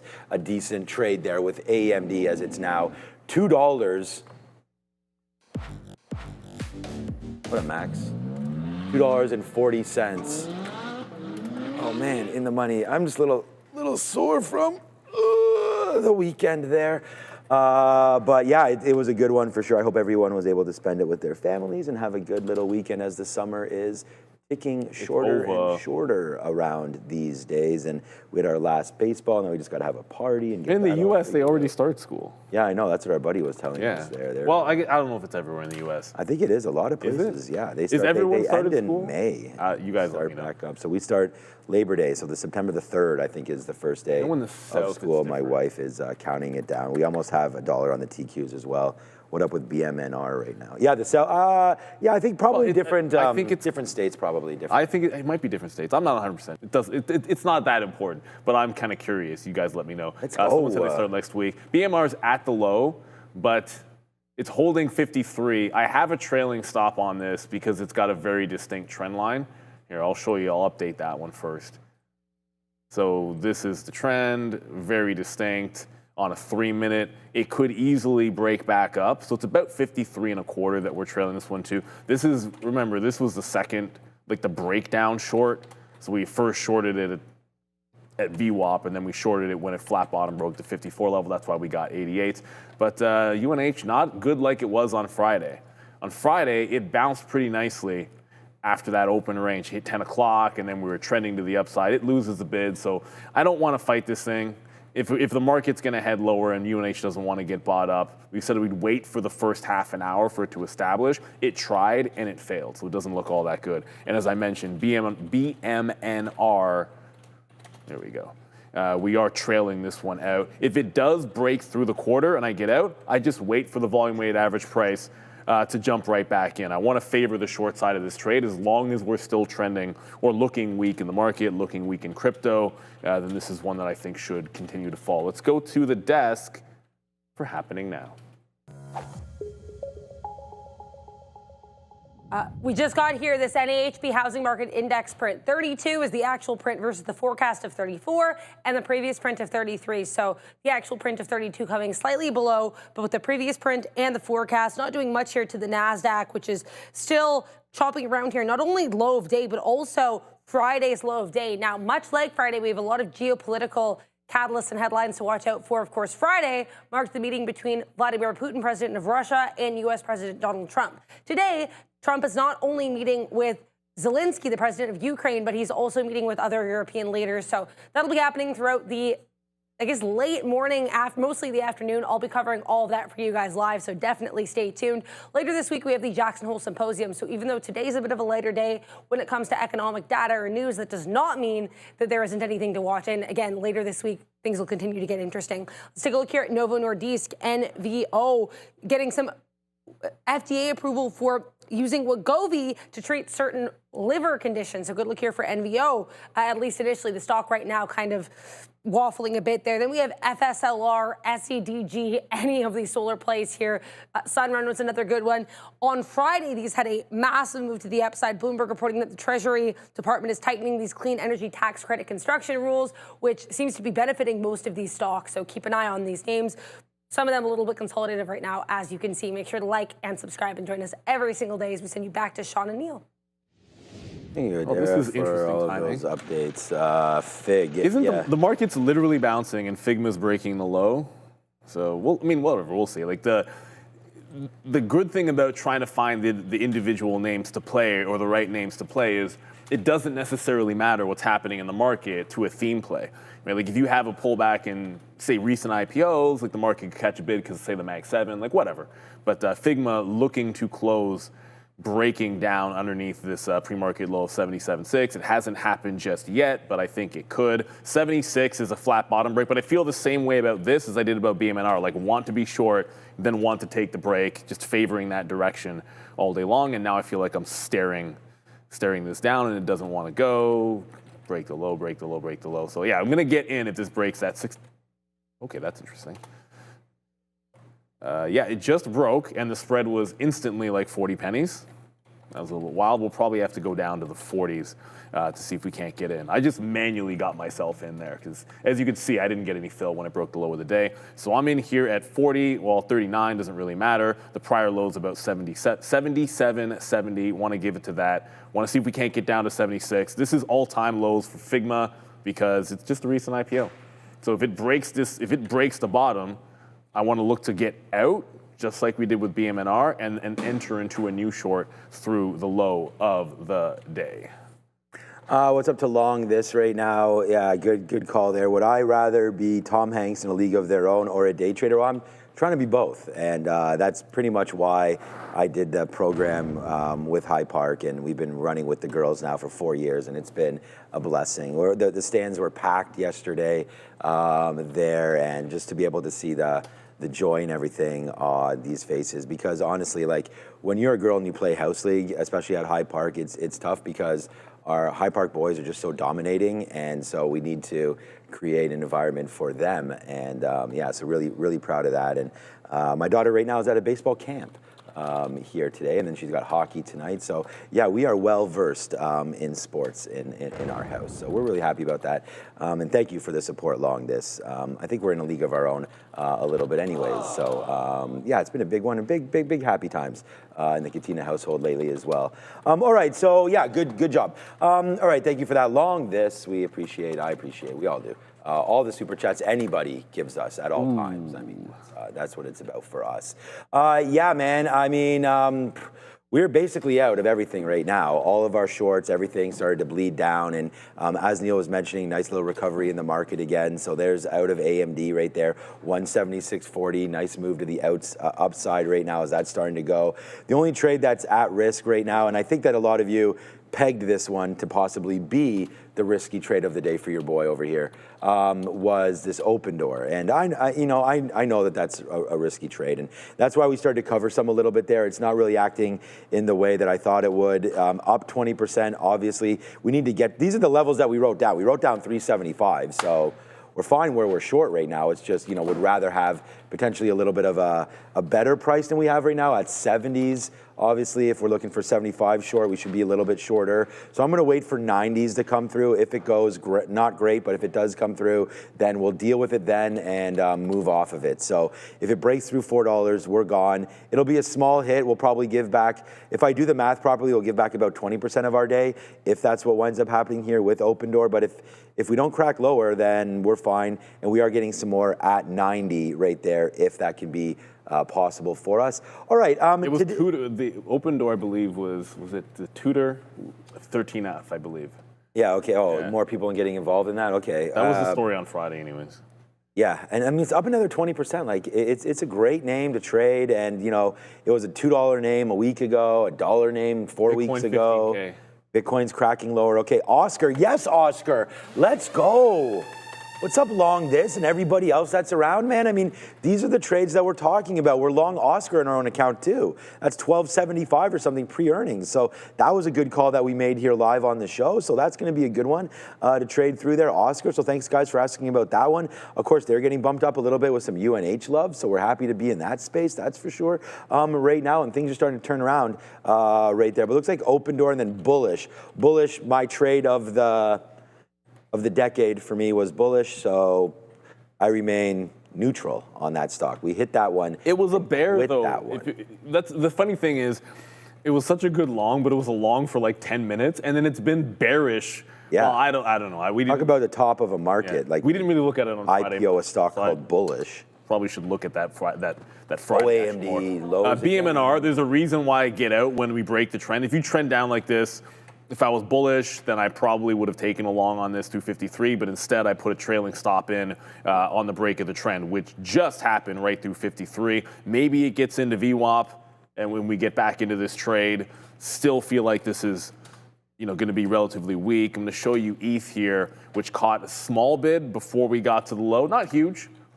And IBIT, I think maybe the bigger story is Bitcoin at the 115 level. So Bitcoin bounces off 115 and holds the low. That's a good reason to get out, I think, and take some profit. Anything that's going to be crypto related. I get filled here. This market, Tesla is holding that 331 a little bit better. Bull flag for those that like to name these patterns, consolidation, bullish, whatever it is. Tesla seems to have it here as another relatively strong name. Apple's relatively strong. Tesla looking pretty good here. Not any gigantic catalyst here for Tesla at all. But respecting VWAP a little bit better. I think 331, where we got in the last time, is the place. Like, you're wrong if the long is wrong to me if we lose that 331 area. So the next available dip for myself on Tesla, we want to try to grab. And as said, Apple, the other Mag 7, this one seemingly, I don't want to call it buy program, but support on Friday was interesting at 230, so I think you're getting a little continuation off that for Apple. Somebody was just all over this thing when every single time it tried to break the low of the day on Friday. It just refused to follow through. So strong one there in Apple. I didn't really have a dog in this fight. It wasn't really on my radar at all, so I'm not trying to short any pops or anything like that. One where we would is if NVIDIA would do anything to get to the 184 level. Again, another strong name. It just refuses to break out and give you a shot at this 184 where there's been a brick wall for the last week and a half. You want to let it get there, because I don't believe shorting it at 82 before it gets to 84 doesn't make sense to me. Like, either we lose here and you can short it under VWAP, let the market pull back for you, or wait for it to get to that 184. That'll be the name of the game for me. Yeah, Figma doesn't look like it wants to go. We didn't try this one on Friday because it was too strong. Today it does break out the low, but then no real follow through on Figma. So I'm out. I'm not letting this get all the way to the volume weighted average price and hold it $1.50 against me. On a breakout trade, it should work right away, or I want to get out of the trade. And if it works right away, you sit there and hold it like BMNR. Let's go to the desk and get an update from Adara. Lots of crypto weakness today, but there's one small cap in this space that's actually doing not too badly. BATF here, Bitfarms. They reported earnings last week. I'm not seeing any other news on them, though it's worth noting, I believe BTBT also reported this morning, so that's a more recent potential, I guess, sympathy play in the smaller cap crypto space. But BITF here with the market cap of around $730 million. Short float here, 8.95%. So keep an eye on BITF this morning as we send it back to you. Bitfarm, another one. We got our roll. We got our reload. Well, we didn't get our reload. We got our full position now in open door. So let's see if the door opens or closes on us, because this is finally the price that we wanted. We wrote down 375. We're now long at short at 381. So we're happy with this price. And if it goes up 20 cents and burns us up there, we've already talked about sort of the percentage that we'd give back, 20% of our day right now. Because what's up, glass half full, and everybody else out there? Here's AMD, man. This is really holding fort for me today. This is the big trade, but this is even just as big, but just not as big P&L wise for me. We really like that AMD trade. This didn't quite get to our 93.50 area, but we did short. We had some more shorts waiting at 40s. You guys heard that, and we talked about that as we were sitting there, but that did not come in yet for the TQQs. We're gonna have to wait to see if that comes through. But we are now in this position, less than 2%. Maybe I'll just cover, right? I mean, I don't know. We have such little shares that I might as well think about covering that position. I don't know, just give you guys another idea on what we're doing. This is the Fed rate tool right now, so coming into the new year, we're gonna watch, hopefully Open Door can come in. I am bidding some to get something out. Am I? No, I'm not. Okay, I got a bid to get something out on Open Door. 85% right now that we're gonna get that 25 basis point cut in September. And if we look back down through and sort of forward look through December right there, we could be at 75 basis points. That would be a third of the world right now. Wall Street believes that there is a chance to get that 3/4 of a percentage point cut on that. And then it's looking more and more 50-50 right now on 2 rate cuts, or at least 50 basis points by the time December comes around. So that should be exciting. We'll keep checking out that as we go through there today. And of course, more talk about what this market's trying to do. The TQs are not really, the Qs not doing too much here. The spiders on the S&P 500 also not doing too much. We still await some more sort of fallback from the U.S.-Ukraine meeting. We'll see what happens right there as well, meeting in Washington. And of course, we have Fed Chair Powell coming on Friday with his talk at Jackson Hole, which had been sort of instrumental.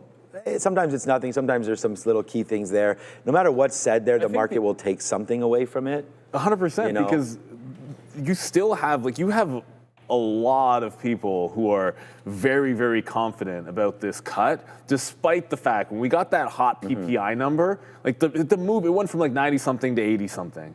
And you just have the feeling that if they're data dependent, that gives an excuse, for lack of a better term, for them to go and say they're not as interested in cutting. And then you had a couple of Fed members, one Fed member in particular, I don't remember whom, said, sometimes we change our minds literally on the day of the meeting. And I think that's just more cover to allow the possibility that the market might not be getting this right. They try to be as transparent as possible. I still think we're getting the cut. That's just my 2 cents, but certainly it's good for trading. Yeah, wasn't it 82% chance cut? Yeah. But it's good. I think it's good for trading to have some uncertainty around the print, but you don't necessarily want that for the market. You want it to be predictable what the Fed is going to do. That's the idea. The market likes that kind of certainty. So I'm kind of hoping. Hope's the wrong word. I do hope we get it exactly what we're expecting here, because I don't think it would be very good. If we got a surprise pause, and if it was over 50% and we got a pause, I think things would get a little bit nasty for at least a few days, especially with the IWM. The Russell, that is, obviously. Yeah, okay. So far so good here today. Yeah, and I think that small caps outperformed last week as well. Let's go Open Door. Come on, bring it on down a little bit right now. I told you I'm going to bid something at 80 here. We're short 81s. That's not the trade. It's just to get something out, because we do have a little bit more than we had hoped for down at this area. And, 375 has been holding. We do have some more bids there in case we do get that well, actually, we don't have any bids. I don't know what I'm talking about. I got to put some bids down there. I'm going to put a bid. I'm going to cancel my 80s. Let's put a bid at 77s or so. See if What just filled? Oh my God, I went the wrong way there. Oh no. All right, so that's okay. It wasn't a big fill. We'll put a bid. Oh, that's why. Oh, my sell key. Oh, I have for some reason, my sell key is one of my keys. I must have put it in wrong. Okay, so I need to go fix that. All right, let me go do that. But one of my buy keys is my sell key. Yeah, one a new gateway right now. So my bad on that one. So that's probably why I have no bids, because every time I put it out, I'm getting more shares. But which would explain why I have more. Yeah, if the short comes even better. But we'll try to get some out. We're now at 82s short here, which is fine for me. But yeah, OSCR, guys. We talked about this, and we actually gave our bull case for this before earnings. Just the fact that they didn't cover that much market share, with what's been happening with UNH and sort of that whole positioning of Oscar being an app, and just, the fact that Robinhood and SoFi and yada, yada, yada kept on moving one specific way. We were like, why not take a shot here on Oscar into this level? So I think I said I'm long at 1387, not 1287, because we didn't get down to there. We don't have that tick, and we don't have anything right there. So yeah, we're long this name just before earnings.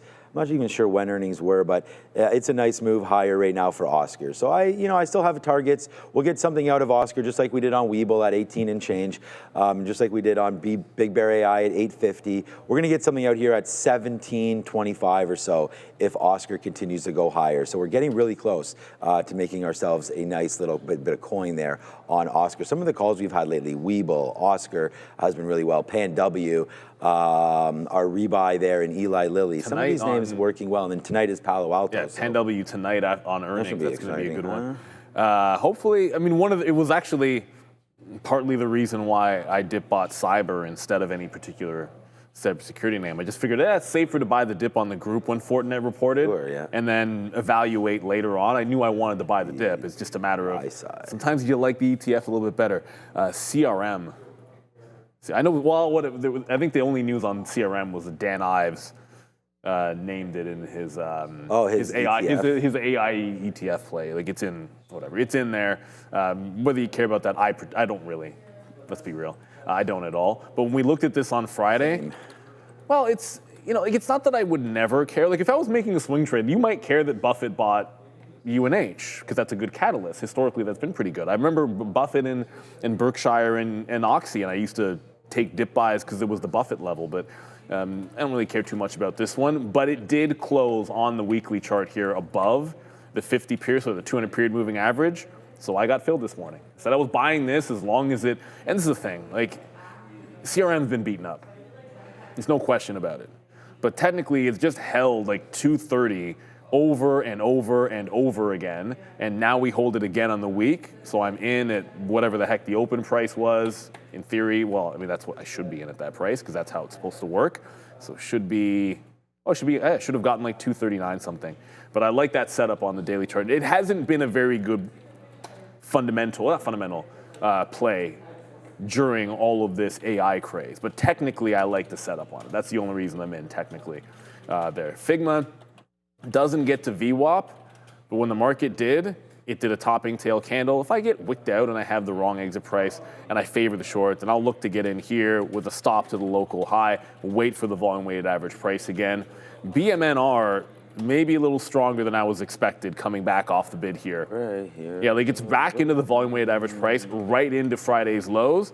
As long as crypto remains weak, then I want to favor the short there. But Bitcoin bounced right off 115 and is now headed, looking pretty strong in the VWAP. ETH bounced, Ethereum bounced, and is looking to try to break out the volume weighted average price as well. So I want these to curl first before I were to get back into a BMNR. And I just see people in the chat, and I heard in my ear that Netflix is doing some things. I've done nothing with Netflix recently, and not even a stock that we look at all that much. Thank you for not splitting Netflix. But this is, that's a breakout. Yeah, that'll play. This is probably an Adara special. Breaking the 50-period moving average, breaking local highs, gliding higher. I don't know if there's a story here, or maybe it's just a technical break there on Netflix. Remember, for a while, they were sitting it out in this upward move, and everything else was strong, so it could be rotating back. I'm unsure if there's a story, but I can tell you it is a technical break. Oh, I had hit my key. I'm never on this. Yeah, Neil, figure it out. technical break. Come on. I know. Yeah, so Netflix, we really like that name. I like Love Costco Netflix. too as a down play that could be getting bought up. Yeah, so look, man, I mean, we didn't add too many positions to the board here, but right now, Open Door getting chased up right now. And it just has to get hit to the downside. Obviously, it's not SSR or anything like that, so easy to short this thing, but the short's getting crushed right now. Up another 24% today is Open Door. I'm not going to add to this position. I've done the math. I'm completely comfortable with what we're doing right now, and let's just wait for Open Door. And if you're nervous about it, just get out for 10 cents right now. I'm short right here at 82s, so we can easily get away from this one if we need it. ARRY, I'm going to just take another step out of this play as well, and it's just, again, not really doing anything, so we might as well take advantage of that. And there it is, we get some 14s out now. Just taking a dime on this, was hoping for more. Yeah, all right, look, we've been talking about a lot of names here, but I know there's some more you want to look at. Let's go over to the desk with Adara with her 1020 update. Just a quick note here, not about small caps. Before we get into small caps, I looked into Netflix. The only catalyst I could find on this is that apparently the Duffer Brothers, who are the co-creators of Stranger Things, they're exiting a Netflix deal, apparently to go towards Paramount, but that's just a report. Again, nothing to explain that breakout, though. I want to talk here about IWM, which is having a nice little look, almost a double bottom here between Thursday and Friday's lows today. After basically chopping around pre-market, we're trying to push a little bit higher, and it looks like we're actually right now hanging out around this area of resistance we formed on Friday, around that 227.70, almost 228 level. Let's see if we can break above it. BLNK on watch. Blink Charging didn't have any catalyst that I could see for today, but they actually do report earnings tonight after the bell, so check out that report, with Neil and myself at 4 p.m. on the Market Recap Show. Then we've got TerraWolf, ULF. As I mentioned, there are a couple different catalysts on this one. One of them is the fact that the company is apparently saying that FluidStack has exercised its option to expand at TerraWolf's Lake Mariner data center campus. TerraWolf also announced, I guess, a megawatt expansion there and a $400 million convertible senior note offering, $400 million convertible senior note offering. So catalysts abound here for WULF. Then we have OPEN. This one actually had its CEO, Carrie Wheeler, exit the company, announcing that on Friday. This was well received by shareholders. Either way, OPEN pushing higher today, but struggling to get above or even into that $4 level. Make sure to like and subscribe. Back to the guys. All right. Yeah, thanks, Adara, for all of that. All right, man, that concludes our trade as it's a good one, a nice little money-making trade there for us on the TQQs. So we're happy with the way that's going. And then meanwhile, ARRY also ticking to the high side. So just so far today, man, we're trading a big cap name with AMD. We top ticked that one. That's been pretty sweet. We're trading a small cap name with runner potential there in ARRY. We're also trading this small cap gem, Open Door. We'll see if that can do anything as well. And then we're trading the Nasdaq. So I think I'm just trying to show like everything that we've been trading is opportunity based, right? And I think that Neil's in Figma again. He was in BMNR. We've trading a bunch of different names on here. So, hit the like, hit the subscribe. In order to be part of this team, so you got to hit the like button there, and I got to always refresh this to get this going again. I don't know. I loaded up early, and then it doesn't keep going, but there it is right now. Hit the like, hit the subscribe. Only 969, but 800. Thank God it's not 800. 8,500 of you watching right now. Hit the like, hit the subscribe if you can, and get going. We want to thank everybody for their patience earlier on this AM, as we did have some audio difficulties, but with Fabian back here and Andre and working hard for us, that we've got this all fixed up. But nice move up there for ARRY again. And then just to check on back on this one, it's still the same stuff. 43 subs, so 43 of you subscribers have hit open right now. We've got bullish on there. We'll definitely have a look on that as well. Yeah, okay, so, and then Palantir downside. Yes, let's go. Here we go. Now Open Door is starting to get to the downside right now as, yeah, all right, so we're short at 86. Here it goes. We just get our 82 fill there, or whatever that was, 82 or 83. Nice move coming back in for us now on Open Door. Oh boy, man, if this goes back in and we can put fours up for you, 4 for 4, we'd be pretty happy with all of these plays right now. But more to come here on Open Door, I'm hoping, to the downside. Cheers to everybody. I hope you're having a successful day. It's so far so good. We're at the highest spot we've been at all day, but part of that is because of this open door move. It needs to get back down a little bit in order for this to be a special day, but we'll take it so far. Neil with the ad. Every day is a special day, but there's something that we have a little bit new from Trade the Pool. They created something special just for the viewers, just for traders like yourselves. And it's a free ebook featuring 4 proven swing strategies from Trade the Pool's top funded traders. Inside, you'll see exactly how they approach the markets, how they manage risk, and what setups they rely on so you can learn and grow from what actually works. Download it now by scanning the QR code on screen or hitting the link in the description. A shout out and thank you to Trade the Pool. Look, I know on that list you keep seeing on the visualizer bullish. Oh, bullish is now number 3. APLD just pulled in to number 2. But that's okay. Bullish has not been bullish. It's been bearish again. Unfortunately, there's been very little that's bullish about this stock outside of literally the open on day 1 and then the open on day 2. It has been selling off. It just broke its all-time low, which it doesn't actually say much. There's not a lot to gear yourself towards when you have prices like this outside of, I believe the IPO issue was 37 on bullish. It was 33 or 37, one of those two. And then remember, you can always go back sometimes and look at prior funding rounds in the private market and try to find levels that way. But still stair-stepping into the downside. At some point, I think it's going to catch a bit. I have no idea where that's going to be, so I'm not going to try to fight it. As we said, with crypto looking relatively weak, here today was sort of favoring those short trades. But what's interesting, I find, as the market starts breaking out, I'm not seeing much reason to get back into BMNR. Since we covered, it's still just gliding higher here. So, strength coming back in. It's through VWAP. I would love to see it fail under VWAP to get back into the short, but you're starting to trend back into the upside there. And the other thing it's going, we didn't find our way back into Tesla, but Tesla looking. First of all, they should trade in New Zealand. Why not? I don't know why. I just typed in New Zealand. But certainly Tesla trying to break this high. It's already failed 3 times up here at prior resistance, but VWAP has been a good one. Would like to join this to the long side, but I just wasn't liking what I was seeing at VWAP and was waiting for the retest at 331. That ends up being a mistake because the last dip does go to VWAP. And you don't get the fills down at the 331 area. So a bit of a, let's get patient with it, and we get too patient. And VWAP holds on an absolute dime here on Tesla. What are you going to do? UNH is a name that I wanted it to be along. It didn't work. I said, I'll wait out the first maybe half an hour or so to try and catch it on a dip buy. It's trying again. It's 10:30. You had to be very, very patient with the long on Friday on the continuation. You had Scion Capital, well, you had Michael Burry, among others, Warren Buffett on the 13F filings, buying the dip here despite all the recent troubles in UNH. They like the value, they like the bottom, and it's been a runner. It was a runner pretty much most of the day into the 310 level. It's now reestablishing that prior high. So a bit of a shakeout early, now back into VWAP.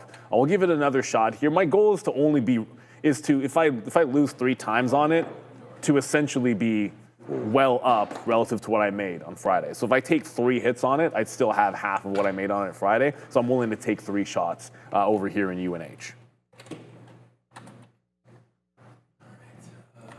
Welcome back, everybody.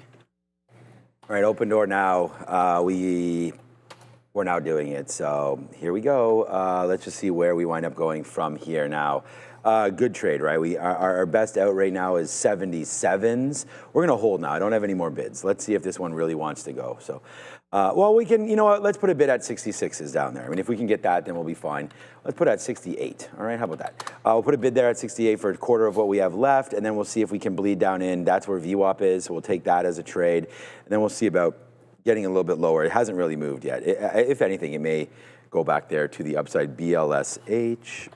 Let's see what's going on there. As that's the second. Yeah, most. we did. Yeah, we looked. You did it. Okay, you already looked at BLSH. We didn't look at APLD. Yeah, and then we also didn't have a look. I haven't looked at Palantir yet today at all, really. So Shout out to Andrew Left and company here. Must not be able to get out of his short too much, so he's going to talk more about why Palantir is a short, but everybody out there knows it's probably not a short. But there it is, 175. Right now, it might be a short for a while. I don't know if it's a short for the next week or so. It might be there's some negative talk around the name, as Andrew Left has come out and talked about, again, you know, the valuation. And we said what Palantir could get hit on is valuation, and we already know about that. So, but yeah, it's taking some money out of the market and probably reworking it somewhere else right now. Oh man, how high up did the TQs go? We didn't. Oh, I canceled my 40. No, we were right there at 93.40 there for the TQQs. Oh man, that's too bad for that one. Oh, that would have been good. We went and just got another coffee there. I mean, obviously our open door got filled, but that cost me. So a $1 coffee costs a lot more than that, but there it goes right there, 93.40, nice upside play on the futures. Hopefully some of you were able to catch some of that wolf going as well today. TerraWolf, like wow, and 1050, this name has been absolutely on fire there. 1050 going a little bit higher now, up through 1050, 1060, 1080. Nice little high tick. We're gonna wait to see if, yeah, the coffee machine should be somewhere around there. Problem is, I don't even know if I've had one coffee today for sure, but like it just gets so cold. So the only one I really had was I filled this up in the morning, and now it's pretty.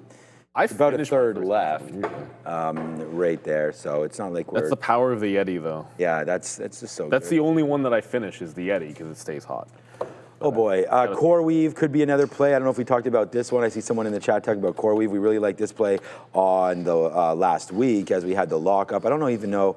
Again, I wasn't paying too much attention on Friday. It was pretty busy. 104 break. Yeah, we had this trade already to the downside. I remember it was actually a really good trade for us on Wednesday, Thursday. Friday ticks down into $90 there. And now it looks like with the offering done, or not the offering, with the lockup done now, maybe CoreWeave has found a little bit of a base and can continue to go northbound. But CoreWeave right now up 1.4%, which is pretty nice. Nasdaq, that's really pisser right there because we did have that marked as our trade to get out of that, and we didn't, or to get more up there on the Nasdaq at 93.40, and we just missed that trade. That's a little bit of a disappointing one. All right, open door, come on, man, bring it on down. Maybe we can have this one as well. So far, so good here. AMD, the banger of the day. AMD's in the money $3 right now. So, I mean, this one continues to go. We could have actually we missed so many. What happened when I was gone there? A nice little move to the upside on everything. So great opportunities to reload many of these short positions. I hope some of you took it. Well, no, if you did it, it was cash money right there. Well, on not some all. of these. Well, yeah, not every stock. I mean, I don't have every stock on me right now, but yeah, we're up pretty good today, man. We don't have a losing trade on board, so I don't. 4 for 4. We'll wait to see what winds up happening. Doesn't mean that going forward we're going to keep banging these out for you. But right now, AMD down at this level. We should have had the reload a couple times right there. We'll put a bid here at 176 and change and see if we can get to the downside on AMD, bouncing right now off the 200 period MA. Yeah, that's about it. We have the old boy man himself coming through one more time. Obi will be with, I believe anyways, with Sharif here into the midday. Yeah. Well, Joe's not here, right? Oh, Obi. Well, I mean, Joe's not here. Yeah, Joe. Yeah, Joe's still. I mean, he's been booked off Monday for a while. But he'll find his way back at some point. It just won't be on Air Canada, that's for sure. Yeah, we have a couple friends that are getting hit on that Air Canada right now as well. Unfortunately, if you don't know, Air Canada, the major airline here in Canada, they're on strike, so a bunch of people had flights canceled. And Joe, on vacation, I know he got down there safely. As I said, not every dip is going to work. I got back into BMNR. It wasn't VWAP. I'll get to I want to make sure I get to the super chat. I'll leave it up there. It wasn't necessarily VWAP, but it caught a little bit of a 54.5 resistance level. So look for it to break that trend back in there. I'd like to give it a chance to play it off of 56 again, but I want to only be short this name.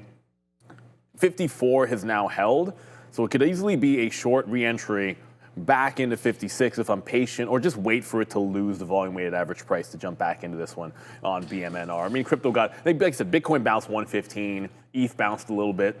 So until we get back lower or resume trend, I'm willing to be patient with this for sure. And it was Timmy, Timmy in the chat, thank you so much. Looking to make a good play off retail earnings are 100 calls for Walmart, Oh, do 100 calls for Walmart seems smart. Still waiting for NCLH to pop to 25. Oh, those were good last week. I know a few of the boys were trading CCL in particular, but some of the travel names have been really good.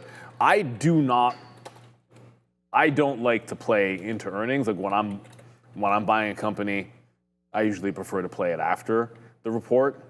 And I like Walmart, and I'm a dip buyer of Walmart this year. I'm not a buyer here going into earnings. It's pulled back into the prior highs. That's a good technical, I don't know what's up with this chart.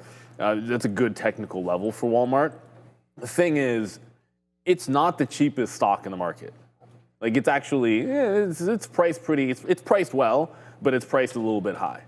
So, and I like the 50 and the 200 period moving averages for Walmart. I just want it to continue to respect the 200 period moving average, and that's where I want to be a buyer of the stock. I'm not hoping it gets down there. Like I don't want this thing to drop 5% on earnings, but if it drops into 94, that's the place personally that I would buy it next. And I'm not even sure I want to buy it until after the Fed.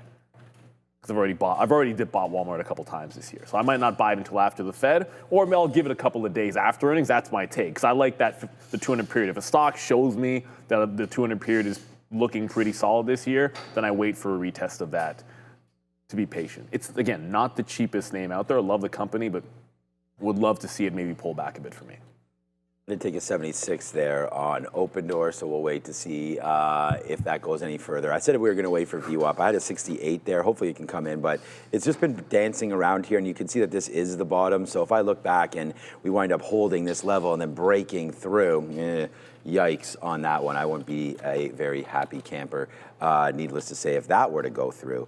Right now, we're not giving anything back today. It's been a really good one so far. We can check out on Intel quickly to see what that name's been doing, 24 and change. I've canceled all of so all the sticky note plays at this point are pretty much, we're 4 for 4 on what we've given to you. AMD, Open Door, and the futures, and ARRY. So all of these plays continue to be, so we're going to go 4 for 4 on the note. Thank you for checking it out if you are there. And I'm finally back in my realm of just playing what is good. And that is like the names that I see on the note. We put them on the note for a reason. So that's sort of the point, right, of trading your plan and not someone else's, and so on and so forth. There's a whole bunch of stuff like that. Tech sector is not really moving. I think Microsoft has a chance to break back out again, trying to play some of the strong names out there if you're looking for battle backs. Neil talked about CRM earlier today as well. I mean, I think I like that stock. I haven't dip bought anything in that one, but some of these names continue to be strong but have pulled back. So Microsoft, if Microsoft can hold some of these levels in and around this 5 bills area, you don't get a lot of these names back near the 200 period moving average. I mean, the 50, it was good. Then we broke through it, and we've never retested this level since April. So any kind of a pullback into here, and we're not that far away. If the market continues to go to the downside like I'm projecting, then yeah, I think Microsoft gets there. That could be a good little look there today as well for SFT. And then Meta, something else to look for. Today we got a few new looks at Dan Ives ETF, which I believe is IVES, right? Yeah, so just about as simple as it could be right there. So 28.15, I'm not sure exactly. This guy, obviously, mega tech bull, has been going upside with the recent run, added CRM. Forget about this little move there. It's this move that we're looking at. 24 up to $28, so a nice move in this ETF. Disclosing some new positions, so you can go check out that I believe it was a 13F there as well. Obviously, the Fed interest rate right now is at 83% chance for a cut. That could change with Jackson this week, as we'll figure out what he shoves in the hole, with Powell coming on Friday, so that should be a good talk. Leading up to that even, I mean, all these guys will be on, various stations, maybe even on here.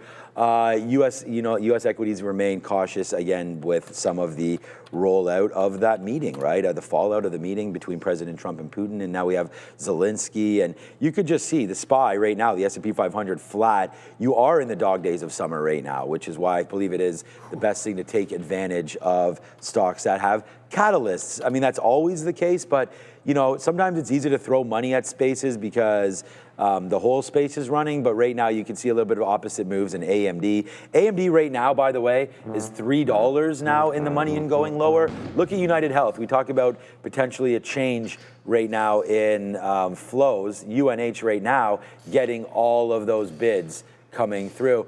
Oh boy, right now, if you haven't heard enough of that, you're gonna hear it very soon. Here comes Open Door, taking it in right now. We told you we're at 68s. Can we get 68s right now on Open Door? I mean, we traded AMD, we traded Array, we traded Open Door, we traded the Nasdaq with the TQQs, and we should be short again on that stupid thing. But here comes 68. Don't bounce off 69. Come on, guys. I don't know why everyone's so fascinated with this number, wink. If we can get through this, then we're sitting there at 68. Maybe I shouldn't be so specific there. We were just sitting there because it was VWAP, and it's still there, 67, 68. So let's wait to see if we can get that. But yeah, definitely a good trade. I may just bid. Let me just bid right now, 69. There we go. Okay, we got it. Well, we get both of them instantly. So we get 68s and 69. So all good up in this hood. What's going on over there with your BMNR? We're back into it, but we got something even more important potentially here and really cool. Empowering women to change the world. And you, everybody, that's you. You can make it happen. The Woman Boss trains and mentors women and girls across Africa to lead, innovate, and thrive. Since 2018, they've reached over 10,000 women and girls, and your donation today can launch the next great entrepreneur. You can scan the QR code you see out in front of you. Can't think of a better cause and join the chance to build an even brighter future. So I think it's a fantastic one in there. Before we go over to Adara, who is going to empower us with knowledge, as she always does, BMNR breaking trend into VWAP. So got it on the way up when I saw some resistance, but now it's actually broken the trend line. So jumping right back into this one short. We want to stay net short in this particular name as we go up to the desk. Not a great look here for the market. We know Nasdaq here roughly flat, same with the S&P 500. But that being said, there are some sectors that are showing notable strength. Health technology actually not looking that bad here. Producer manufacturing with some green names. Consumer services looking pretty good. Starbucks up almost 3%. We've got consumer durables here. Tesla leading this group to the upside. Communications pretty green. Uber, DoorDash leading transportation to the upside as well here. Health services looking good. Retail trade has some bright spots. CVS caught an upgrade this morning, so that one's strong. And we've got TJX and Target to the upside. Some of these names are actually reporting earnings this week, of course. This is the start of the retail earnings season. Now, in terms of the electronic technology and tech side of things, electronic technology is certainly stronger, I would say, than what we're seeing here with tech services. Electronic tech has strength in NVIDIA as well as RTX, Qualcomm, LMT, and Micron, to name a few. But if you look here at technology services, Palantir, Meta, and Oracle, three of the largest names in the sector, are trading lower. EA actually really weak here, down about 2.5%. And then we have Palo Alto Networks trading marginally lower today ahead of its earnings call after the bell, earnings report as well after the bell. Back to you. Yeah, right. Big one after the bell. Big one. It should be a good one there with Palo Alto. All right, this Array trade right now just caps off a 4 for 4 morning. So, yeah, so far so good there with Array, with AMD is now, I mean, Obi just sat down. I don't even know if you've seen this old boy trade right here for AMD, but it is now $3 in the money as it was our number one idea on the sticky note. So, of course, we're going to trade that. We're going to take another piece out right here as it makes that move down. So that's 1s, then Array is 2s, and then Open Door is 3s, and then the TQs is 4. So we'll go 4 ideas, 4 for 4. Doesn't matter how you share size them or anything like that. None of them really ever went against you. We were already out of this one, and we should have actually reloaded that right there. That was a shame that we weren't able to get that, but that's okay. And then this Array never went against us either. So that was a good one. Open Door didn't really go against, I mean, it went against me 10 cents or so, which is why we're trying to take that right now. We're short right here on Open Door at 85s. So now we're 20 cents in the money on this trade, which is sort of banking out to be pretty appropriate for us right now on that name. So we're happy sort of with the way that one's been floating around for us. ARRY, of course, and Open Door, and then the Nasdaq is come through as well. The only one that we didn't take that's on our list, and I'm not in it yet, may not be in it today, that is going to be Intel. We're going to hit the swim coming up pretty soon, and then we'll pass it off to the midday show. But Intel could be at a good shorting area. We had written down here on the note that we're waiting for 2450 top. So still not there. If we can get there, maybe so. But I actually thought it would be down even more than this. So we did have that crank early, which was the 24 break, which is what we noted. I just was on AMD at that time. So nice move there for Intel. We'll see if it can come back up. The names that are still leading the way here today from all of you is open door. So we can pause this now and reopen it up and see. So APLD, UNH, That's a lot been of up there the whole time. Yeah, APLD, yeah, that's been up there. We can have a quick look over at APLD coming through again. That's not applied science, applied digital, sorry. So APLD, we'll have a look. I mean, so wow, Oscar right now 6%. We got to take some off of Oscar really soon because that trade's kicking for us. Apple was another trade that we had recently bought at 212. We can have a great look there. Amazon down today, but still nicely up to 230. So we really like the way that's profiling out there for Apple. But for me right now, the rest of the day, our biggest position here is open door, but we just got out double the position, out 2 fills now, at one at 69, one at 68. So still excited for the trade, but it's definitely not moving around as much to the downside as I'd hoped. So we'll wait for that lever to break, or that dam to break to the downside. Netflix, people talking about, we had that story again, just sort of, Darren had mentioned that maybe a technical level, so nothing specifically there. APLD, I feel like APLD, which has been number 2 on that list. I don't know what going to Blue Ocean here. Hit enter again. There we go. This just broke out the high. The volume on this is like 30 million on vol. This has done more volume in the last like 15 minutes than it literally did all day long. And it's a buy. When I say it's a buy program, all I really mean is there's not, outside of the open, and maybe now there haven't been any sellers that have had any semblance of control in this. It's just super. Why is this still on Blue Ocean? Thank you. On the daily, again, this is like a breaking out on multiple time frames. If it were to give it up, like usually I'm thinking on any continuation play, pull back into prior high, pull back into prior high. That's 1530 to 15.5 would be the play. And oddly enough, VWAP sits at 1550. So like that 1530 to 15.5 would be a reasonable dip on the higher time frame, and that's like $1 from here. So this does seem like it's possible that you could have a hefty pullback and still be on schedule. So I know a lot of people were interested in that name all morning long. I for sure, well, I shouldn't say for sure, but I'm willing to make an educated guess that Sharif is interested in APLD because, well, I know it fits the category. It's up 16%. It's gapped up. It's doing volume. It's above the volume-weighted average price. It broke out the pre-market. I think all of those things that you want in a runner, it seems to be doing for sure. I saw someone in the chat, and I was showing it when I popped over here, said, don't short BMNR. Well, if you're long, great. It probably worked a couple times off VWAP. But the way I see it, I'm always going to just play the playbook. And ultimately, when it bounces and I'm looking short and it breaks trend, then I'm looking for the short win, lose, or draw. Like I take it regardless. You could just sit there and bank it, but I always like to figure if I think it's a short and it sets me up, I'm going to keep going at it. At the end of the day, the goal is to be consistently positive over a longer period of time, and that just means taking anything that sets up in your playbook, regardless of how everything else has gone. It doesn't really matter. You know, my goal is to just be positive every single month. So I'm going to take these trades. And if we lose VWAP, I'll be in this again. Like the play 54 on BMNR, when you really look at this flat bottom break, we haven't had a huge continuation. Like, yeah, great. It went 54 to 52 half. But if you look at the rest of this day here when it flew up, like this stock was 46 to 54 the last time it played that range. So a bigger follow through is certainly possible. And we just lost 15K on Bitcoin. Again, we've been testing the 15,000 level over and over again. So I want to stick with this to the south side. You know, Bitcoin, as I said, losing 15,000. That's now reverting back into the low. You can look at Ethereum.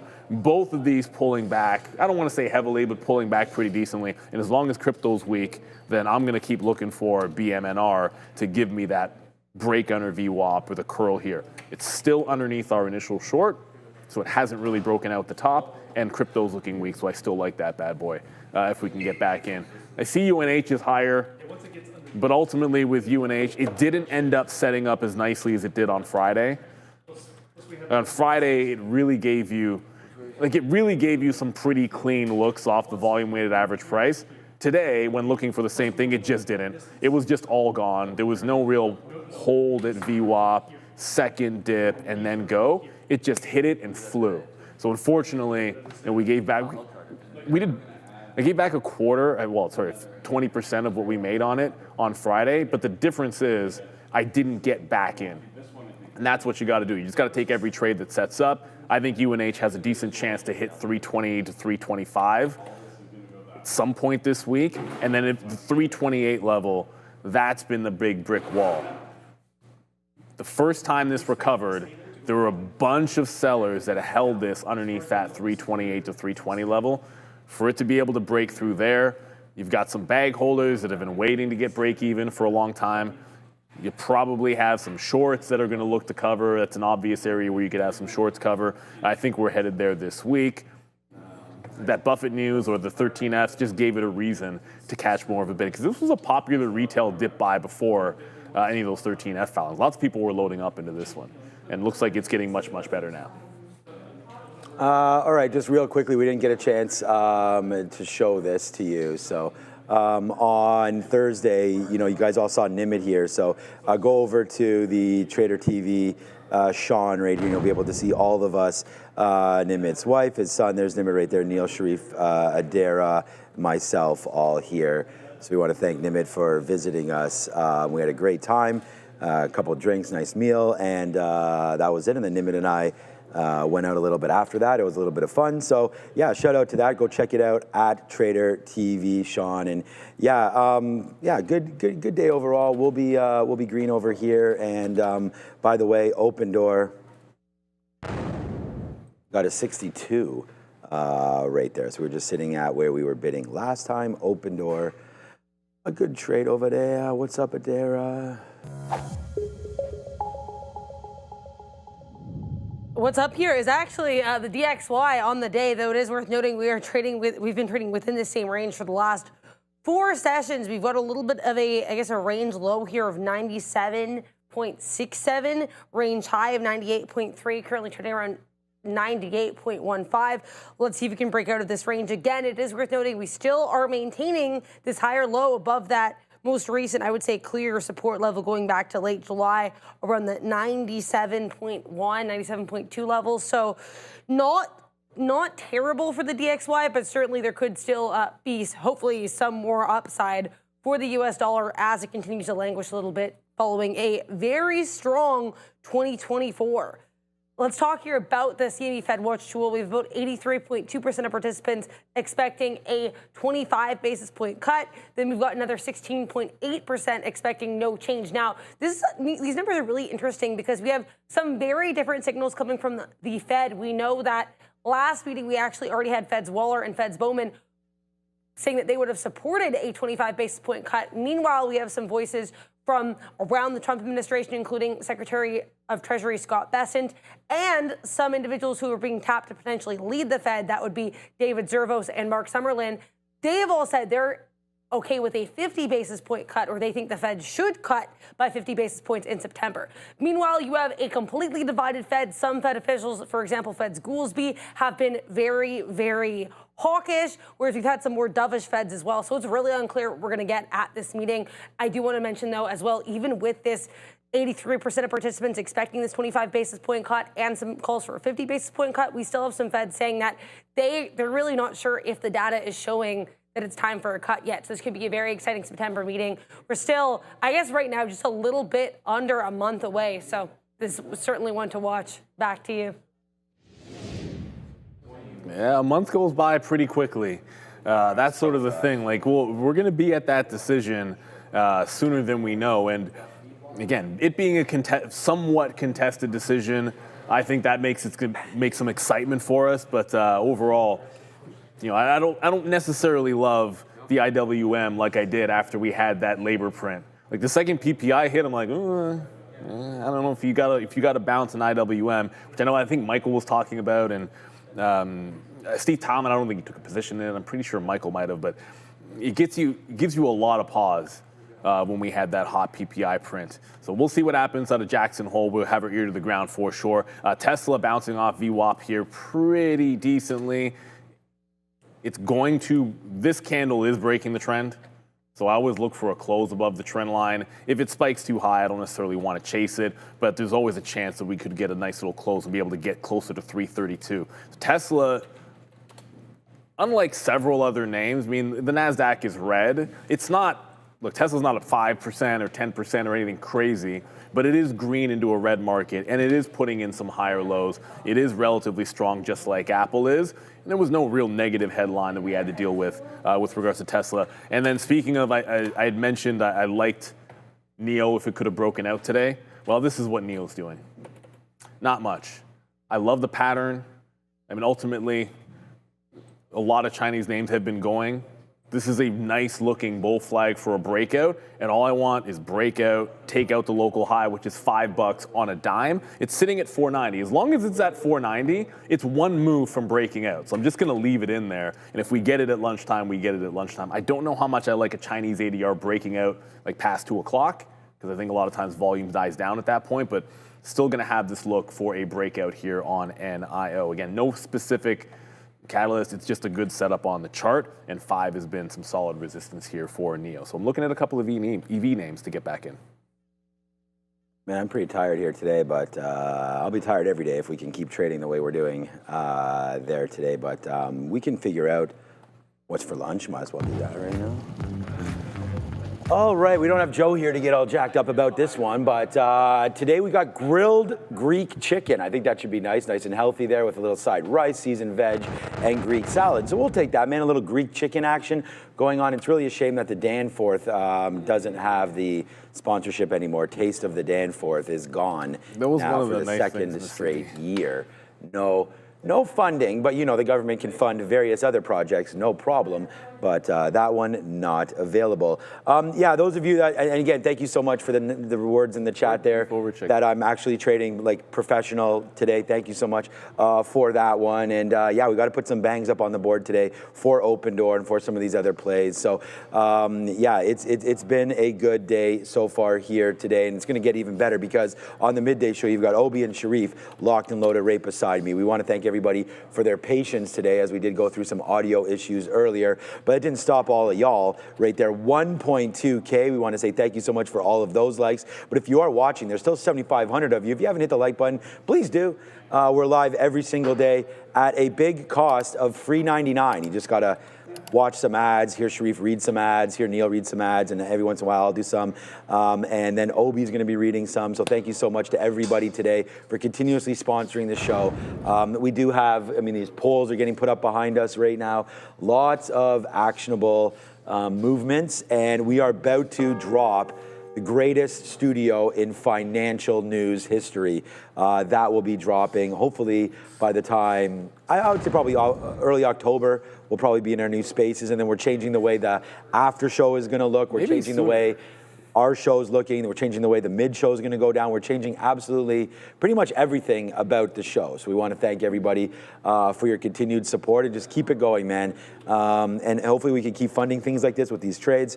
Open Door, boom to the downside as that keeps on going. Thank you so much to everybody that's here right now. I'm going to save it. We've done the roll call many times. We started the roll call on the after show, but we'll save it for my guy there. He's in the building right now. It's Sharif. He'll be doing the roll call with everybody. So stay tuned at 11 o'clock. Let the midday show guys know that you are still here and with them. So again, big day there today. We traded 4 names, 4 for 4, all different, man. Pick your poison, whether or not it's AMD and $5. AMD went $4.50 in the money, by the way, and I wasn't even paying attention because we have less than 2% left, so I should have been on that one. We have Array if you're playing in the zone right now with, I know Neil had Sunrun. I got Array on there, and this is, again, these are all sticky no plays for me. Open Door, you know, couldn't be happier with the way this one's played out right now for us. And then the futures, man. The only thing that was mad is that I went and get a coffee and canceled my order. Otherwise, we'd be short again right there in the TQQ. So we'll go 4 for 4 right now. Sean, here he goes. What's up, my guy over here? Or girl, or they, or he, or she, or it. What's up, Khyber Afghan? Khyber Afghan. Yeah, what's up, Khyber Afghan? Sean, get out of your short on Open Door. You will get squashed. Well, the good news about this trade is I have only 20% left, as we've been the one doing the squashing right now on Open Door. It is not the other way around, my Afghan friend. As we go to the downside right now, we're going to put another bid out here at 55, and hopefully that will, Boom! We are getting out. We're taking your advice right now. As there it goes, a nice move to the downside right now. So, yeah, man, this is going to be a good. It's always tough to get back. I find like on Mondays, get back into the gym, start swimming around a bit. We had some nice runs yesterday, running around with the team, doing all that. So we're trying to stay fit because we can keep our mind right and keep putting these trades up for you. You know, health is all that you need. You need to be above water and health ground and family, every single day. Two most important things, right? Like at the end of the day, it's about your health and your family, else. and then everything sort of flows from that. We only have 1 minute to go, so I want to make sure. Look, you can't cover everything that moves, but we can try our absolute best. I was searching around for a particular reason as to why SMCI is so strong, breaking out here. Seen it in the chat a million times, just we don't want to be ignoring it.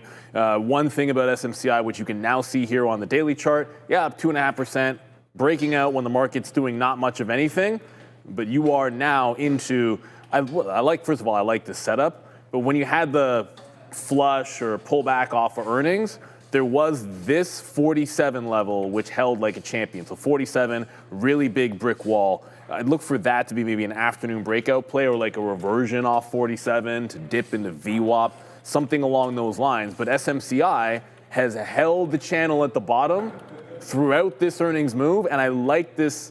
I always like these wipeout bottoms where you break the low and then you recover, and it's almost like you get some people out of the trade on Friday, and then it starts to go. So SMCI, with a bit of a recovery after earnings, hasn't broken out that 47 top yet, but very much in play, as astutely pointed out by a lot of people here in said chat. So I like that 47. I'd go dip first. Like look for it to pull back off 47 at lunchtime, because I don't like breakout trades in the middle of the day on these kinds of names. Usually small cappers, maybe you like a breakout a little bit better. Like I don't mind NEO if it breaks out sometime throughout lunchtime, but I don't know if I want this one chasing it all the way at some of those highs. So good luck over there in SMCI. We're going to grab some salad lunch. We'll see what's on top of there. Maybe we got some tuna today on top of there. We're excited for that. But that's the thing is, you're the only one that's been getting the tuna. So I don't know. And we got to watch out when we walk out of here. Rob. Thing is, I just like this is about a foot. This is solid stainless steel or cast iron, I should say, right here. So on Friday I did like a yawn and like knocked my head. But thankfully the watch is on the other hand. But no, we're not going to knock our heads because I'll just walk out the other direction. What a day! But you guys have a treat, like we said. Obi filling in for Joe. Hopefully he will find his way back from Chicago, despite the Air Canada strike. No, he was always planned to have today off. I know. Yeah. But he's. I think he mentioned to Shreve, they're driving back, I do believe, instead of flying. Yeah. Chicago's easy, man. That's 13 hours. It's a great drive. I would probably drove. It's a great drive, especially if you're with the boys. A little bit of a road trip action. We'll leave you at our highest spot of the day. Thank you so much for trading with me. See you Hopefully you guys can have some success with the midday, guys. That's Neil. I'm Sean. Ciao for now.